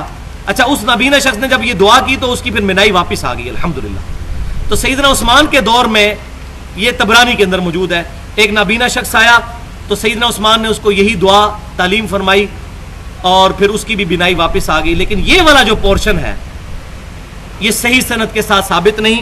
اس کی وجہ یہ ہے کہ اس حدیث میں ایک راوی ہے عبداللہ بن وہب، جو راوی تو ثقہ ہیں لیکن وہ مدلس ہیں اور ان سے روایت کر رہے ہیں، اور یہ پیٹ رول ہے محدثین کا کہ مدلس کی ان والی روایت ضعیف ہوتی ہے جب تک سما کی تصریح موجود نہ ہو۔ لہذا یہ اگلا پورشن جس کو سہارا بنا کر آپ صلی اللہ علیہ وسلم کی وفات کے بعد بھی اس طرح کی دعاؤں کو استعمال کیا جا رہا ہے، وہ غلطی پر مبنی ہے، وہ پورشن ہے ہی ضعیف، اور مدلس کی ان والی روایت ضعیف ہوتی ہے۔ اگر کسی کو یہ مسئلہ ہضم نہیں ہوتا تو صحیح مسلم کے مقدمے میں یہ میں نے بتایا محدثین کا پیٹ رول ہے، اسی پر میری ڈیٹیل گفتگو ہے 1 گھنٹہ 25 منٹ کی، مسئلہ نمبر 36 کے نام سے ضعیف الاسناد حدیث کے فتنے کا تحقیقی جائزہ۔ اس میں اسی طرح کی ایک حدیث میں نے ضعیف قرار دی تھی محدثین کے اصول پر، جو مسند امام احمد میں بھی ہے اور الادب المفرد امام بخاری کی اس میں بھی ہے کہ نبی صلی اللہ علیہ وسلم نے بیان فرمایا، روایت ضعیف ہے، مطلب وہ اسی طرح، اور نہ امام بخاری نے اس کو ضعیف لکھا نہ امام احمد بن حنبل نے، لیکن حدیث ضعیف ہے الادب المفرد میں، صحیح بخاری میں نہیں ہے۔ کہ جو شخص اپنے جاہلیت کے نسب پر فخر کرے کہ میں فلاں چودھری صاحب کا بیٹا ہوں، میرا باپ تو اتنا بڑا خاندانی اس کا یہ سٹیٹس تھا، تو اس کو کہو کہ اپنے باپ کا عضو تناسل کاٹ کے اپنے منہ میں رکھ لے، بولے اعوذ باللہ، اور یہ بات کنائے سے نہ کرنا، ڈائریکٹ کو اس کو۔ اب اتنی بےہودہ بات کیا آپ صلی اللہ علیہ وسلم ارشاد فرما سکتے ہیں؟ وَإِنَّكَ لَعَلَىٰ خُلُقٍ عَظِيمٍ، نبی صلی اللہ علیہ وسلم اخلاق کے بلند ترین درجے پر فائز، اور صحیح بخاری اور مسلم کی متفق علیہ حدیث کہ نبی صلی اللہ علیہ وسلم میں کنواری لڑکیوں سے بھی زیادہ شرم و حیا موجود تھی۔ آپ یہ بات ارشاد فرمائیں گے کہ اپنے باپ کا عضو تناسل کاٹ کے اپنے منہ میں رکھ لو، وَلِعَاذُ بِاللَّهِ تعالی۔ اس حدیث میں حسن بصری مدلس ہیں، وہ ان سے روایت کر رہے ہیں، تو جس نے اس حدیث کو ٹھیک ماننا ہے طبرانی والی کو، پھر اس کو بھی صحیح مانے گا۔ تو میں نے یہ علم الکلام سے بھی منطقی، جس کو پنجابی میں پھکی کہتے ہیں، وہ بھی میں نے دے دی ہے الحمدللہ. لہذا یہ روایت بالکل ضعیف ہے. اسی طریقے سے سورۃ النساء کی آیت نمبر 64 جو ہے وَلَوْ أَنَّهُمْ إِذْ ظَلَمُوا أَنفُسَهُمْ جَاءُوكَ، اس کے تحت حافظ ابن کثیر المتوفا 774 ہجری جو امام ابن تیمیہ کے شاگرد ہیں، ایک بے سند روایت لے گئے ہیں اور اس کی وجہ سے بڑا بیڑا غرق ہوا ہے. اور اس روایت کو انہوں نے ضعیف بھی نہیں کہا، سند بھی بیان نہیں کی. اور وہ روایت کی سند امام بہیقی کی شعب الایمان کے اندر موجود ہے کہ ایک صحابی نبی صلی اللہ علیہ وسلم کی وفات کے بعد ایک عربی شخص حضور کی قبر پر آیا اور یہی آیت تلاوت کی کہ اللہ کے رسول صلی اللہ علیہ وسلم، ہم نے قرآن میں یہ آیت پڑھی ہے کہ جب اپنی جانوں پر ظلم کرو تو حضور کی بارگاہ میں حاضر ہو جاؤ، رسول اللہ تمہارے لیے شفاعت کریں گے تو اللہ تعالیٰ تمہارے گناہوں کو معاف کر دے گا. تو اس کو وہیں اونگ آ گئی تو نبی صلی اللہ علیہ وسلم خواب میں آئے اور بعض روایتوں میں آتا ہے قبر سے آواز آئی تجھے بخش دیا گیا. یہ روایت حافظ ابن کثیر بھی لے کے آئے اور امام بہیقی بھی لے کے آئے شعب الایمان کے اندر، لیکن یہ روایت بھی اصول محدثین پر ضعیف ہے کیونکہ اس کے اندر دو راوی جمہور محدثین کے نزدیک ضعیف ہیں، یزید بن ابان اور محمد بن روح بن یزید. یہ اب اتفاق ہے دونوں میں یزید ہی آ رہا ہے، تو یزید سے تو میں ویسے ہی چیڑا، آپ کو پتہ ہے. تو جمہور کے نزدیک یہ لوگ ضعیف ہیں یہ دونوں، لہذا یہ روایت بالکل ضعیف ہے. اب یہ جو لوگ کہتے ہیں جی قرآن کی آیت وَلَوْ أَنَّهُمْ إِذْ ظَلَمُوا أَنفُسَهُمْ جَاءُوكَ یہ قیامت تک کے لیے ہے، لہذا یہ روایت ٹھیک ہے. بھائیو یہ روایت قرآن کے بھی خلاف ہے. وہ کانٹیکسٹ تھا منافقین کے دور کے اندر بات ہوئی تھی کہ حضور صلی اللہ علیہ وسلم کے پاس حاضر ہو. پھر بھی سمجھ نہ آئے تو اب علم الکلام سے اور پھکی والا جواب بھی سن لیں. قرآن پاک میں سورۃ النساء کی آیت نمبر 59 جس پہ میری تقلید والی گفتگو ہے مسئلہ نمبر 11 کے نام سے اہل سنت پاک.com پہ، اس میں آیا ہے اللہ تعالیٰ نے فرمایا یا ایھا الذین آمنوا اطیعوا اللہ واطیعوا الرسول واولی الامر منکم فان تنازعتم فی شیء فردوہ الی اللہ والرسول. اطاعت کرو اللہ کی، اس کے رسول کی، اور جو تم میں حکمران ہو اس کی بھی اطاعت کرو، مگر جھگڑا ہو جائے اگر تمہارا حکمران کے ساتھ فردوہ الی اللہ والرسول تو اللہ اور اس کے رسول کی طرف پلٹاؤ. ان کنتم تؤمنون باللہ ورسول، اگر تم اللہ اور اس کے رسول کے اوپر ایمان لاتے ہو تو اللہ اور اس کے رسول سے فیصلہ کرواؤ. جھگڑا ہو جائے جب بھی تو یہ کب ہوگا؟ حضور صلی اللہ علیہ وسلم کی زندگی میں کہ آپ سے جا کے فیصلہ کروا. آج کیا ہوگا؟ قرآن و حدیث سے. آج کوئی کہ جی قبر رسول پہ جا کے فیصلہ کروا لیں اپنے جھگڑے کا. تو آج پروفٹ صلی اللہ علیہ وسلم ایز این انسٹیٹیوشن ہے. حضور صلی اللہ علیہ وسلم کے زمانے میں اختلاف ہوتا تھا تو جا کے حضور سے پوچھتے تھے. تو وہ جو پھکی ہے وہ سن لیں وہ کیا ہے، علم الکلام سے منطقی جواب. صحیح بخاری میں موجود ہے کہ خلافت کے معاملے میں آپ کو پتا ہے بہت زیادہ اختلاف ہو گیا تھا، ڈیٹیل کے ساتھ احادیث موجود ہے. صحیح بخاری میں کئی جگہ یہ روایت آئی ہے، اس کی ڈیٹیل میں جانا ابھی میرے پاس ٹائم نہیں ہے. اس میں صحابہ کرام میں اختلاف پیدا ہو گیا تھا خلافت کے مسئلے میں. سعد بن عبادہ رضی اللہ تعالیٰ عنہ اپنی بیعت لینا چاہتے تھے، پھر سیدنا ابوبکر عمر وہاں پہ پہنچے، پھر بعد میں معاملات سارے ہوئے، لیکن کسی صحابی کو یہ وہم بھی نہیں آیا کہ حضور صلی اللہ علیہ وسلم سے جا کے پوچھ لیں. آپ کو تو ابھی دفنایا بھی نہیں گیا تھا. یہی آیت پڑھتے فَإِن تَنَازَعْتُمْ فِي شَيْءٍ فَرُدُّوهُ إِلَى اللَّهِ وَالرَّسُولِ، اگر جھگڑا ہو جائے اللہ رسول سے فیصلہ کرواؤ. تو صحابہ کرام جا کے حضور صلی اللہ علیہ وسلم کی میت مبارک کے پاس کھڑے ہوتے ہو، کہتے یا رسول اللہ ذرا خلیفہ بنا دیں اپنا. ان کو پتا تھا کہ حضور صلی اللہ علیہ وسلم اس وقت بھی زندہ ہے لیکن برزخی حیات کے ساتھ، دنیاوی زندگی کے ساتھ زندہ نہیں ہے. قبر مبارک میں بھی زندہ ہے لیکن دنیاوی زندگی کے ساتھ نہیں، آخرت کی برزخی زندگی کے ساتھ. تو صحابہ کرام کا حضور سے فیصلہ نہ کروانا، حتیٰ کہ تلواریں نکل آئیں اور بڑا اختلاف بڑھ گیا، وہاں فیصلہ نہ کروانا اسی چیز، اور وہ فیصلہ بھی حدیث پہ ہوا تھا. سیدنا ابوبکر صدیق نے حدیث بیان کی تھی کہ خلافت قریش میں رہے گی، جس پہ انصار ٹھنڈے ہوئے تھے. حضور سے جا کے نہیں پوچھا، حدیث پہ فیصلہ ہوا. لہذا آج بھی وَلَوْ أَنَّهُمْ إِذْ ظَلَمُوا أَنفُسَهُمْ جَاءُوكَ کے تحت ہم حضور صلی اللہ علیہ وسلم کا بتایا ہوا طریقہ استعمال کریں گے. وہ میں آخر میں انشاءاللہ تعالی بیان کروں گا، اس کے آخری پورشن میں وہ طریقہ کیا ہے دعاؤں کی قبولیت کا. اچھا، اسی طریقے سے المصنف ابن ابی شیبہ میں بھی اور دلائل النبوہ امام بہیقی کی، اس میں مالک الدار نامی ایک شخص کی بھی روایت بیان کی جاتی ہے کہ وہ حضور صلی اللہ علیہ وسلم کی قبر مبارک پہ حاضر ہوئے اور کہا یا رسول اللہ صلی اللہ علیہ وسلم قحط پڑ گیا ہے، آپ اللہ کے حضور دعا کریں.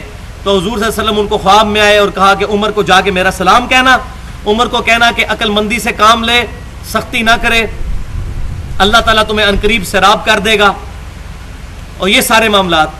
تو وہ حدیث جو ہے اس میں محمد بن حازم اور آمش مدلس، دو راوی مدلس ہے اور ان سے روایت کر رہے ہیں.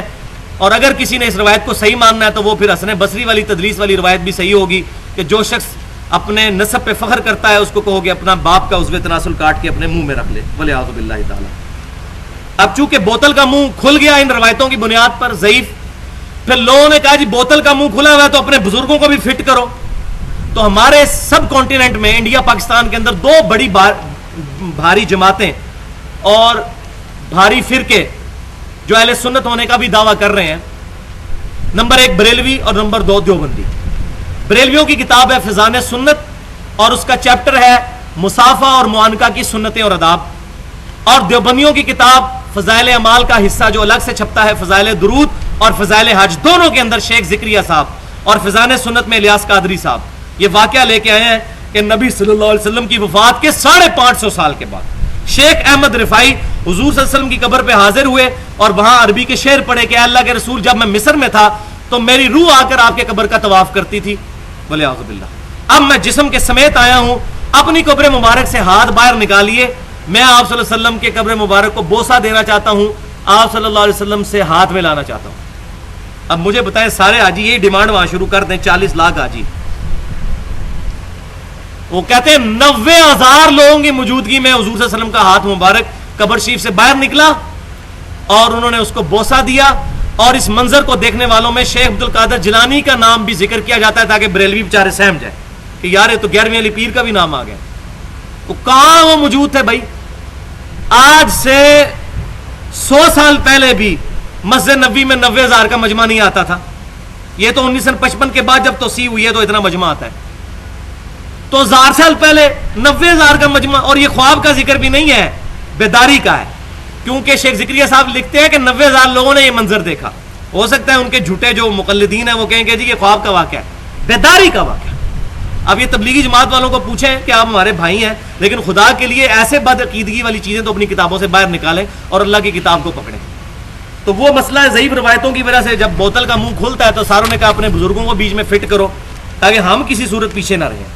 اب ہمارا نظریہ کیا ہونا چاہیے وسیلہ شخصی کے بارے میں کہ زندہ آدمی سے جا کر جو دنیاوی زندگی میں، ویسے تو اللہ کے نیک بندے اور انبیاء اکرام تو قبر میں بھی زندہ ہیں، لیکن دنیاوی زندگی میں جو لوگ زندہ ہیں ان سے جا کے دعا کروائی. اب سیدنا عمر فاروق رضی اللہ تعالیٰ عنہ کا عقیدہ بیان کرنے لگا ہوں، یہ مسئلہ بالکل کلیئر کرے گا. صحیح بخاری کتاب الاستسقاء انٹرنیشنل نمبرنگ کے مطابق 1010 نمبر حدیث ہے.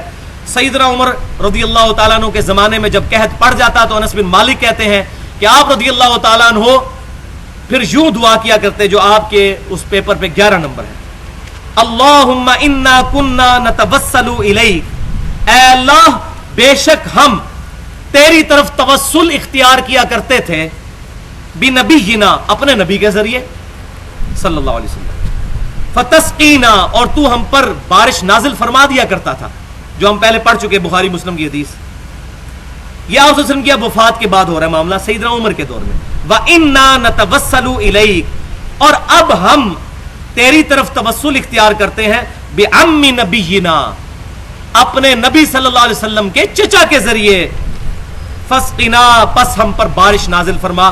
اور الفاظ ہے کہ بارش نازل بھی ہو جایا کرتی تھی. تو سیدنا عمر فاروق رضی اللہ تعالیٰ عنہ نے قبر رسول پر جا کر حضور کو ریکویسٹ نہیں کیا، وہ اس کو گستاخی سمجھتے تھے، حالانکہ وہ بھی جانتے تھے کہ نبی صلی اللہ علیہ وسلم برزگی حیات کے ساتھ زندہ ہے. اسی موضوع پہ میری تقریباً میرا خیال 35 منٹ کی گفتگو ہے. مسئلہ نمبر 5 عقیدہ حیات النبی کے اوپر. ہم مانتے ہیں حیات النبی کو لیکن برزگی حیات، دنیاوی حیات نہیں. تو انہوں نے کہا کہ ہم آپ صلی اللہ علیہ وسلم کو پہلے لے کے آتے تھے، وہ دعا کرتے تھے، یعنی توسل کیا دعا. اب آپ صلی اللہ علیہ وسلم کے چچا کی دعا، اور ظاہر ہے کہ آپ صلی اللہ علیہ وسلم کے چچا سیدنا عباس بن عبد المطلب رضی اللہ تعالی عنہ کو ان کی نسبت کا بھی ایک فائدہ ہے تھا، لیکن وہ دنیاوی زندگی میں موجود تھے. یہاں ایک مزے کی بات یہ ہے کہ صحیح بخاری اور مسلم کی متفق علیہ حدیث ہے، صلح حدیبیہ کے موقع پر جب صحابہ کرام کو پانی کی قلت ہوئی تو ایک پانی کا پیالہ پیش کیا گیا جس میں آپ صلی اللہ علیہ وسلم نے اپنی مبارک انگلیاں داخل کی اور اس سے پانی کے چشمے نکل آئے آپ صلی اللہ علیہ وسلم کی مبارک انگلیوں سے. جابر بن عبداللہ کہتے ہیں کہ تمام صحابہ نے پانی پیا، جانوروں کو پلایا اور سٹور بھی کر لیا. تابعین نے پوچھا آپ لوگ کتنے تھے؟ تو انہوں نے کہا ہم 1,00,000 بھی ہوتے تو پانی زیادہ تھا. اس وقت ہم 1400 تھے جنہوں نے آپ صلی اللہ علیہ وسلم کے ایک پیالے کے ساتھ پانی پیا, جانوروں کو بلایا اور سور بھی کر لیا. انہی حدیث میں سے ایک حدیث کے راوی جو یہ پانی کے ذریعے حضور کا معجزہ ظاہر ہوا, کئی دفعہ ظاہر ہوا ہے مبارک انگلیوں سے, اس میں ایک راوی سیدنا عمر بھی ہیں رضی اللہ تعالیٰ. یہ میں نے پوائنٹ ایکسپلور کیا ہے. یعنی سیدنا عمر کو تو یہ یقین تھا کہ میں نے حضور صلی اللہ علیہ وسلم کی مبارک زندگی میں پیالہ پیش کیا اور آپ صلی اللہ علیہ وسلم نے انگلیاں داخل کی, تو حضور کی وفات کے بعد قبر پہ پیالہ لے جاتے اور کہتے یا رسول اللہ صلی اللہ علیہ وسلم ہاتھ مبارک باہر نکالیں, جس طرح شیخ ذکریہ صاحب الیاس قادری صاحب کہہ رہے ہیں, اپنا ہاتھ مبارک اس میں ڈال دیجئے تاکہ پانی کے چشمے جاری ہو جائیں. لیکن ان کو پتا تھا یہ گستاخی ہے. حضور صلی اللہ علیہ وسلم برزخی حیات کے ساتھ زندہ ہے, اب آپ کے ساتھ کمیونیکیشن ہماری اس طرح نہیں ہو سکتی. درود شریف ہمارا پہنچتا ہے, اللہم صلی علی محمد وعلی آل محمد, اللہ تعالیٰ نبی صلی اللہ علیہ وسلم تک ہمارا درود شریف الحمدللہ پہنچا دیتا ہے. یا مزے کی بات یہ ہے کہ اہل سنت کہلوانے والے تینوں گروہ, بریلوی, دیوبندی اور اہل حدیث میں سے بھی کچھ لوگ جو سید محمود احمد علوسی صاحب المتوفى 1270 ہجری جنہوں نے تفسیر روح المعانی لکھی ہے, ان کو کافی عزت دیتے ہیں. حنفی عالم تھے, انہوں نے اسی آیت جس سے ہم نے درس شروع کیا تھا, یا ایھا الذین آمنوا اتقوا اللہ وابتغوا الیہ الوسیلہ, سورۃ المائدہ کی آیت نمبر 35 کے تحت انہوں نے یہ بات لکھ دی انصاف کے ساتھ کہ شخصی وسیلہ, کسی بزرگ کا وسیلہ پیش کرنا کہ یا اللہ فلاں کا وسیلہ یہ مسئلہ حل کر دے اس کی وفات کے بعد, یہ نہ صحابہ سے ثابت ہے, نہ تابعین سے, نہ تبع تابعین سے, نہ قرون اولیٰ کے مسلمانوں سے. یہ بعد کے لوگوں نے چیز شروع کی ہے, لیکن ساتھ ہی انہوں نے یہ لکھ دیا کہ یہ صرف جائز ہے میرے نزدیک, لیکن یہ بات وہ مانے کہ یہ ثابت کوئی نہیں ہے. الحمدللہ. اب بعض لوگ سورۃ البقرہ کی آیت نمبر 89 کو لے کر آتے ہیں, یہ بڑی اہم آیت ہے وسیلے کے طور پر, یہ بھی سمجھ لیں, جو 12 نمبر ہے آپ کے اس پیپر پہ. وَلَمَّا جَاءَهُمْ كِتَابٌ مِّنْ عِنْدِ اللَّهِ, اور جب ان کے پاس سے اللہ کی طرف سے کتاب آ گئی, یعنی یہودیوں اور عیسائیوں کے پاس جب کتاب آ گئی قرآن, مُصَدِّقًا لِمَا مَعَهُمْ, اور وہ کتاب ان کتابوں کی بھی تصدیق کر لی تھی جو ان کے پاس موجود تھی, یعنی اولڈ ٹیسٹیمنٹ. وَكَانُوا مِن قَبْلُ يَسْتَفْتِحُونَ عَلَى الَّذِينَ كَفَرُوا, اور حال یہ تھا کہ یہی یہودی اس کتاب اور نبی صلی اللہ علیہ وسلم کے آنے سے پہلے آپ صلی اللہ علیہ وسلم کے ذریعے سے اللہ کے حضور دعا مانگا کرتے تھے. یہ بریکٹ میں ہے, وہ میں بتاؤں گا کس طرح. فَلَمَّا جَاءَهُمْ, جب وہ ان کے پاس آ گئے آپ صلی اللہ علیہ وسلم کتاب لے کر, کفروا ما عرفوا, جس کو وہ پہچانتے بھی تھے, کفروا به, انہوں نے اس کا کفر کیا. فلعنت اللہ علی الکافرین, تو لعنت ہو اب ان کافروں پر. یعنی یہ اب احادیث میں تفسیر کے ساتھ ملتا ہے. تفسیر ابن جریر میں امام ابن جریر رحمۃ اللہ علیہ المتوفى 310 ہجری اس آیت کی تفسیر میں لے کے آئے ہیں کہ یہودی یہ دعائیں کیا کرتے تھے, اے اللہ اس پیغمبر آخر الزمان کو بھیج, یہ مشرکین ہمیں مارتے ہیں, پھر ہم ان پر ایمان لائیں گے, ان کے ذریعے مشرکین کے خلاف قتال کریں گے, پھر اللہ تعالیٰ ہمیں فتح دے دے گا. اے اللہ اس نبی کو جلدی جلدی ہمارے پاس بھیج. لیکن اللہ تعالیٰ فرماتا ہے جب وہ نبی آ گئے تو انہوں نے ان کا انکار کیا. تو اس کو بعض لوگ کہتے ہیں وہ نبی صلی اللہ علیہ وسلم کے وسیلے سے دعا مانگتے تھے. وسیلے سے دعا نہیں مانگتے تھے, وہ یہ کہتے تھے اے اللہ اس نبی کو بھیج, ہم اس کی سرکردگی میں ان کے انڈر کافروں کے خلاف قتال کریں گے. یہ تفسیر کے اندر ملتا ہے. اسی طرح کی دو اہم روایتیں اور پھر انشاءاللہ اس کو کنکلوڈ کرتے ہیں 10 منٹ میں. المعجم الکبیر طبرانی کے اندر اور حلیت الاولیاء کے اندر فاطمہ بنت اسد رضی اللہ تعالیٰ عنہ کے بارے میں آتا ہے کہ نبی صلی اللہ علیہ وسلم نے جب ان کو قبر میں دفنانے لگے تو تمام نبیوں کا نام لے لے کر, اے اللہ تجھے ابراہیم کا واسطہ پیش کرتا ہوں, تجھے اسماعیل کا, تجھے اسحاق کا, تجھے آدم علیہ السلام کا, تمام انبیاء کا, اور اپنا نام بھی لیا. یہ وسیلہ پیش کر کے تو ان کے لیے دعا کی. بالکل حدیث تو موجود ہے, لیکن اس حدیث میں سفیان ثوری مدلس ہے اور وہ ان سے روایت کر رہے ہیں اور سما کی تصریح کوئی نہیں ہے. اور اگر کسی نے اس کو ماننا ہے تو پھر وہ والی روایت حسن بصری کی تدریس والی بھی ماننی پڑے. تو ہماری دوغلی پالیسی نہیں ہے کہ میٹھا میٹھا ہاپ ہاپ تے کوڑا کوڑا تھو تھو, نہیں. ہمارے خلاف بھی کوئی روایت آئے گی ہم مانیں گے, صحیح ہونی چاہیے, اور ہمارے حق میں نہ ہو اور وہ صحیح ہو ہم اس کو مان لیں. دوسری حدیث سیدنا آدم علیہ السلام کی توبہ کا واقعہ, یہ بڑا مشہور ہے. المعجم الکبیر طبرانی میں اور المستدرک للحاکم میں, اور امام حاکم نے اس کو بخاری اور مسلم کی شرط پہ صحیح بھی کہا ہے. لیکن اصول محدثین دیکھے جائیں گے. یہ مشہور واقعہ ہے کہ آدم علیہ السلام کی جب توبہ قبول نہیں ہو رہی تھی تو انہوں نے نبی صلی اللہ علیہ وسلم کا وسیلہ پیش کیا, اس کی برکت سے اللہ تعالیٰ نے ان کی توبہ قبول کر لی. تو اس حدیث کے اندر عبد الرحمن بن زید بن سالم یہ ضعیف راوی ہیں, حتیٰ کہ بریلویوں کے سب سے بڑے محقق جو ہیں, جو مفتی منیب الرحمان صاحب کے مدرسے میں شیخ الحدیث ہیں, غلام رسول سعیدی صاحب, انہوں نے بھی اپنی کتاب میں شرح صحیح مسلم میں اور تبیان القرآن میں لکھ دیا کہ یہ روایت پکی ضعیف ہے, لیکن چونکہ فضیلت میں ہے تو فضیلت میں ضعیف روایت لی جا سکتی ہے. اعلیٰ صحیح مسلم کے مقدمے میں ہے کہ فضیلت میں بھی نہیں لی جائے گی, لیکن یہ فضیلت میں تو آپ لے نہیں رہے, ایسے تو عقیدہ بنا رہے ہیں وسیلے کا, فضیلت میں کہاں لے رہے ہیں. تو انہوں نے بھی مانا یہ روایت ضعیف ہے اور یہ قرآن کے بھی خلاف ہے, کیونکہ قرآن پاک میں جو دعا آئی ہے اس کے برعکس سورۃ الاعراف آیت نمبر 23 اور آپ کے پاس آیت نمبر 13, ربنا ظلمنا انفسنا وان لم تغفر لنا وترحمنا لنکونن من الخاسرین, اے رب ہمارے, ہم نے اپنی جانوں پر ظلم کیا اور اگر تو نے ہمیں معاف نہ کیا تو یقیناً ہم خسارہ پانے والوں میں سے ہو جائیں گے. قرآن میں قصہ آدم اور ابلیس 7 دفعہ ایڈریس ہوا ہے. اللہ تعالیٰ نے دعا ایک جگہ ہی بیان کی ہوئی ہے, اگر وہ والی دعا ہوتی تو قرآن میں آتی. اسی لیے یہی حدیثیں ہیں جو ضعیف حدیثیں جنہوں نے لوگوں کو منکرین حدیث بنا دی ہے, اور اس پر میں نے ایڈریس بھی کیا ہے. منکرین حدیث کے فتنے کا تحقیقی جائزہ مسئلہ نمبر 35 کے نام سے 1 گھنٹہ 35 منٹ کی گفتگو ہے اہل سنت پاک.com پر, کہ منکرین حدیث پیدا اس لیے ہوئے ہیں کہ جب ضعیف حدیثیں جو قرآن سے ٹکراتی تھیں ان پر عقیدے کھڑے ہوئے ہیں, تو یہ قرآن پاک سے بھی ٹکراتی ہے, لہٰذا ہم اس کو نہیں مانتے. اب انشاءاللہ تعالی 12 منٹ کے اندر یہ کنکلوڈ ہو جائے گی. اب ہم اپنے پورے لیکچر کو جو ہے سمرائز کرتے ہیں کہ 5 صحیح وسیلے ہیں جو اختیار کیے جا سکتے ہیں. نمبر 1, نیک اعمال کا وسیلہ جو خالصتاً اللہ کے لیے کیا اور وہ اپنا عمل ہو. نمبر 2, اللہ تعالیٰ کی صفات اور اسماء کا وسیلہ. نمبر 3, جنت میں ایک الوسیلہ مقام ہے جو نبی صلی اللہ علیہ وسلم کے لیے الوسیلہ کی دعا کرے گا اذان سننے کے بعد, اذان کا جواب اور درود شریف اور ساتھ وہ دعا, اس کو نبی صلی اللہ علیہ وسلم کی شفاعت ملے گی. نمبر 4, نبی صلی اللہ علیہ وسلم کے مبارک تبرکات کا وسیلہ اختیار کرنا, صرف نبی صلی اللہ علیہ وسلم کے, سیدنا ابوبکر, عثمان و علی اور سیدنا عمر کے بھی نہیں, رضی اللہ عنہم اجمعین, صرف نبی صلی اللہ علیہ وسلم کے تبرکات. اور 5واں, نیک آدمی سے جا کر دعا کروانا جو آپ کے سامنے موجود ہے. الحمدللہ. اب وفات کے بعد جو وسیلہ کسی کا پیش کیا جاتا ہے, جو ہمارے بریلوی اور دیوبندی بھائیوں کا مشترکہ عقیدہ ہے, اور دیوبند نے تو باقاعدہ المحند المفند میں لکھ دیا کہ کسی بھی بزرگ کے ہم وسیلے کے قائل ہیں, چاہے وہ زندہ ہو یا مر گیا ہو, کہ فلاں بزرگ کا وسیلہ تجھے. تو اس میں میرا پوائنٹ آف ویو پینڈولم کی دونوں ایکسٹریم سے ہٹ کے درمیان میں ہے. میرے نزدیک نبی صلی اللہ علیہ وسلم کے علاوہ کسی بھی شخصیت کا وسیلہ اس کی وفات کے بعد پیش کرنا اللہ کے حضور خالصتاً بدعت ہے.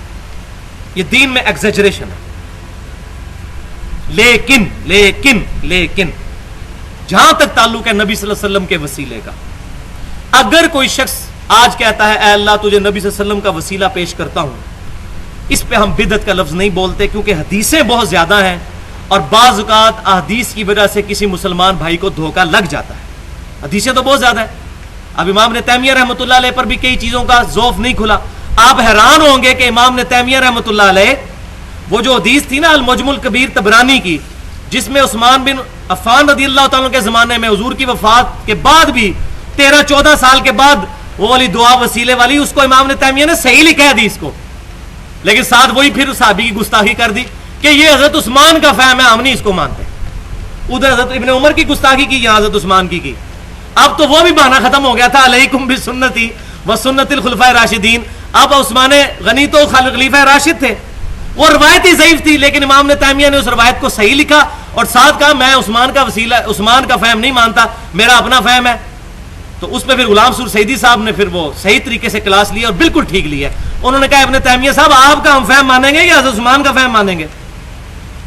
تو اب اس روایت کو ابن تیمیہ بھی صحیح مانتے تھے, لہٰذا اس زمانے میں اگر وہ آج بھی جس کو روایت کا پتہ نہیں ہے کہ وہ ضعیف ہے اور کو حضور کا وسیلہ پیش کر لے, ہم اس کو بدعت نہیں کہتے, زیادہ سے زیادہ یہی کہیں گے ثابت نہیں, بس بچنے میں عافیت. خود نہیں ہم کریں گے, کیوں؟ صحیح بخاری اور صحیح مسلم کی حدیث ہے, متفق علیہ حدیث ہے. سیدنا برا بن عازب رضی اللہ تعالیٰ عنہ کو حضور نے ایک دعا سکھائی کہ رات کو سونے سے پہلے وضو کرو اور بستر پہ جا کر یہ دعا کرو, بڑی فضیلت والی دعا. اس میں الفاظ تھے وَنَبِيِّكَ الَّذِي أَرْسَلْتَ اور میں ایمان لاتا ہوں اس نبی پر جو تو نے اے اللہ ہماری طرف مبعوث کیا ہے. تو آپ صلی اللہ علیہ وسلم نے یہ دعا تعلیم فرمائی. تو برا بن عازب کہتے ہیں میں نے جب یہ دعا پڑھی تو میں نے نبی جی کا کی بجائے لفظ استعمال کیا وَرَسُولِكَ الَّذِي أَرْسَلْتَ. بڑا پرفیکٹ بٹھایا رسول اور وہاں بھی ارسلتا. تو نبی صلی اللہ علیہ وسلم نے فرمایا کہ میرے الفاظ کو چینج مت کرو, جو میں نے تعلیم فرمایا ہے وہی کہو. حالانکہ یہ سپرلیٹو ڈگری تھی رسول. حضور نے کہا نہیں نبی کا لفظ استعمال کرو رسول کا نہیں, کیونکہ میں نے تعلیم فرمایا. تو حضور صلی اللہ علیہ وسلم کی تعلیم کو بدلنا نہیں چاہیے, یہ خطرے سے خالی نہیں ہے. اب آخر میں دعاؤں کی قبولیت کا وظیفہ جو حضور صلی اللہ علیہ وسلم نے بتایا ہے, ان تمام چیزوں کے علاوہ جو قبولیت کا ذریعہ, وہ جامعہ ترمذی میں انٹرنیشنل نمبرنگ کے مطابق کتاب الجمعہ چیپٹر میں 593 نمبر حدیث ہے. سیدنا ابن مسعود رضی اللہ تعالیٰ عنہ کہتے ہیں کہ نبی صلی اللہ علیہ وسلم تشریف فرما تھے, سیدنا ابو بکر تشریف فرما تھے, سیدنا عمر تشریف فرما تھے, اور میں نے اللہ کی حمد بیان کی. اس کے بعد نبی صلی اللہ علیہ وسلم پر درود شریف پڑھا. نبی صلی اللہ علیہ وسلم یہ سن رہے تھے, آپ نے فرمایا سل تعطا, سل تعطا, مانگ تجھے دیا جائے گا, مانگ تجھے دیا جائے گا.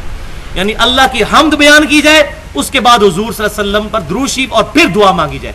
اور صحیح بخاری اور مسلم میں موجود ہے, نبی صلی اللہ علیہ وسلم نے فرمایا کہ جب تشہد میں بیٹھو اللہ کی حمد بیان کرو, التحیات للہ والصلوات والطیبات, اس کے بعد مجھ پر درود شریف پڑھو, اور اس کے بعد جو چاہے اپنے رب سے مانگو. وہ بھی اس کے ساتھ سپورٹیو ہے الحمدللہ. تو اللہ کی حمد بیان کرنی ہے, پھر درود شریف, پھر اللہ سے مانگیں گے تو حضور کی گارنٹی ہے سل تعطا, مانگ تجھے دیا جائے گا. اور دوسری حدیث کتاب الصحف چیپٹر سن نسائی کا انٹرنیشنل نمبرنگ کے مطابق 1292 نمبر حدیث, ماشاءاللہ نمبر بھی بڑا پیارا ہے, 12 بھی اور 92 بھی, 1292 نمبر حدیث. زید بن خارجہ رضی اللہ تعالی عنہ کہتے ہیں نبی صلی اللہ علیہ وسلم نے مجھے وصیت فرمائی کہ اے زید مجھ پر درود پڑھنے کو لازم کر لو, اور اپنی دعاؤں میں یہ درود پڑھا کرو, اللہم صلی علی محمد وعلی آل محمد. اتنا درود شریف, یہ مختصر ترین صیغہ ہے جو ہمارے اہل تشیع بھائی بھی پڑھتے ہیں, صلوات بر محمد, اللہم صلی علی محمد وعلی آل محمد. یہ درود ابراہیمی کا جو شروع والا پورشن ہے, اللہم صلی علی محمد وعلی آل محمد, یہ مختصر ترین درود شریف سنن نسائی میں ہے. فرمایا اس کو پڑھو.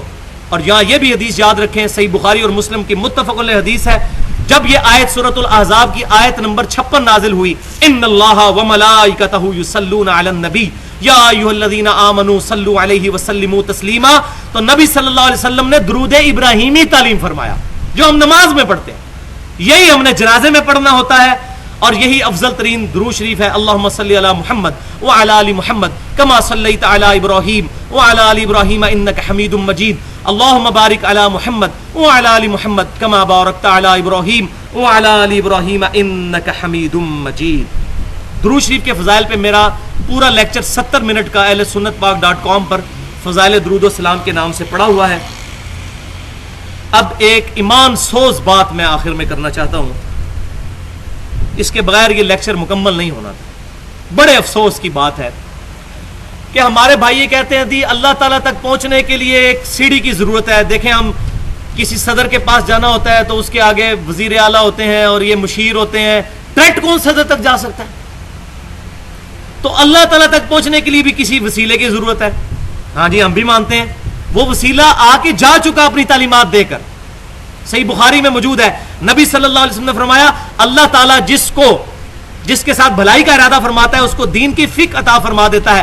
اللہ تعالیٰ عطا فرماتا ہے دین, اسی کانٹیکسٹ میں بات ہو رہی. اور میں تقسیم کرتا ہوں, نبی صلی اللہ علیہ وسلم دین تقسیم کر کے ہمیں جا چکے دنیا سے, اللہ کی جنتوں میں زندہ ہیں, ہم نے اب اس دین کو فالو کر رہے ہیں, تو وسیلہ ہے. لیکن یہ نہیں ہے کہ آج بیٹھ کے ہم بزرگوں کے وسیلے پیش کر رہے ہوں.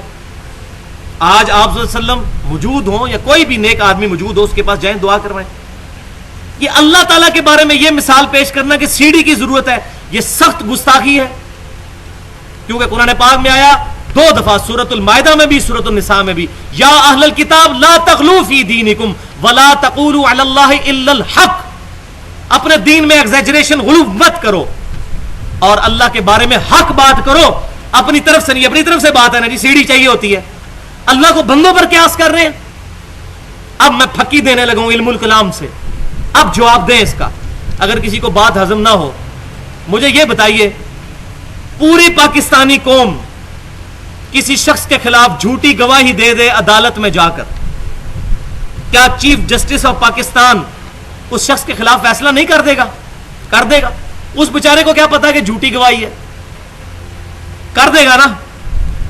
اور زمین و آسمان کی مخلوقات مل کر کسی شخص کے خلاف جھوٹی گواہی اللہ کے پاس پیش کر دیں، کیا اللہ بھی فیصلہ کر دے گا؟ کرنا چاہیے نا جی، اللہ کو بھی جج پہ قیاس کریں نا۔ اب یہ وہ علمی جواب ہے، علم الکلام، منطق سے، لاجک سے، فلسفی سے۔ اب بھی کہیں نا جی سیڑھی چاہیے ہوتی ہے تو دیکھیں جی وہ جج بھی فیصلہ کر دے گا تو اللہ بھی کر دے گا، اس کا مطلب ہے اللہ کو بندوں پر قیاس نہیں کرنا۔ وَلَا تَقُولُوا عَلَى اللَّهِ إِلَّا الْحَقَّ۔ اب میگنا کارٹا آخر میں یہ آیت ہے، آیت نمبر 14، میگنا کارٹا انسانیت کا، جو 17ویں صدی عیسوی کے اندر انگلینڈ میں یہ رول بنا تھا کہ ہر شخص حاکم وقت سے جا کر مسئلہ اپنا ڈسکس کر سکتا ہے، اس کو میگنا کارٹا کا نام دیا تھا۔ میں نے اس سے یہ لفظ لیا ہے کہ انسانیت کا میگنا کارٹا سورۃ البقرہ کی آیت نمبر 186 ہے۔ وَإِذَا سَأَلَكَ عِبَادِي عَنِّي فَإِنِّي قَرِيبٌ۔ اے محبوب صلی اللہ علیہ وسلم، جب میرے بندے آپ سے پوچھتے ہیں میرے بارے میں تو فرمائیے میں بالکل تمہارے قریب۔ اللہ اکبر۔ نحن اقرب الیہ من حبل الورید۔ ہم تو رگے جان سے بھی زیادہ تمہارے قریب ہیں، اپنی شان کے لائق، عرش پر مستوی ہوتے ہوئے بھی ہماری رگے جان سے قریب ہے ہمارا رب۔ اجیب الدعوۃ الداعی اذا دعان۔ قبول کرتا ہوں پکارنے والے کی دعا کو جب وہ مجھ سے دعا کرتا ہے، لیکن شرط کیا ہے؟ فَلْيَسْتَجِيبُوا لِي۔ لیکن ون وے ٹریفک نہیں چلنی چاہیے، ان کو بھی چاہیے میرا حکم مانے۔ وَلْيُؤْمِنُوا بِي، اور مجھ پر ایمان لائیں جیسا کہ ایمان لانے کا حق ہے۔ لَعَلَّهُمْ يَرْشُدُونَ، تاکہ یہ لوگ کامیاب ہو جائیں۔ تو یہ ہے وہ بات کہ میرے بندے پوچھتے ہیں تو بتاؤ میں تمہارے بالکل قریب ہوں۔ کوئی پروٹوکول نہیں اللہ کی بارگاہ میں جانے کے لیے سوائے اس کے کہ اللہ کی حمد اور نبی صلی اللہ علیہ وسلم پر درود شریف اور وہ 5 صحیح وسیلے اور توسل کے ذریعے جو میں نے بیان کیے۔ الحمدللہ یہ ہمارا لیکچر آج کا مکمل ہوا۔ اللہ تعالیٰ سے دعا ہے جو حق بات میں نے بیان کی ہمارے دلوں میں راسخ فرمائے، اگر جس بات میں میرے منہ سے کوئی غلط بات نکل گئی تو ہمارے دلوں سے محو کر دے، ہمیں کتاب و سنت اور اجماع کی تعلیمات پر عمل کرنے کی توفیق عطا فرمائے۔ سبحانک اللہم و بحمدک، اشہد ان لا الہ الا انت، استغفرک و اتوب الیک، وما علینا الا البلاغ المبین۔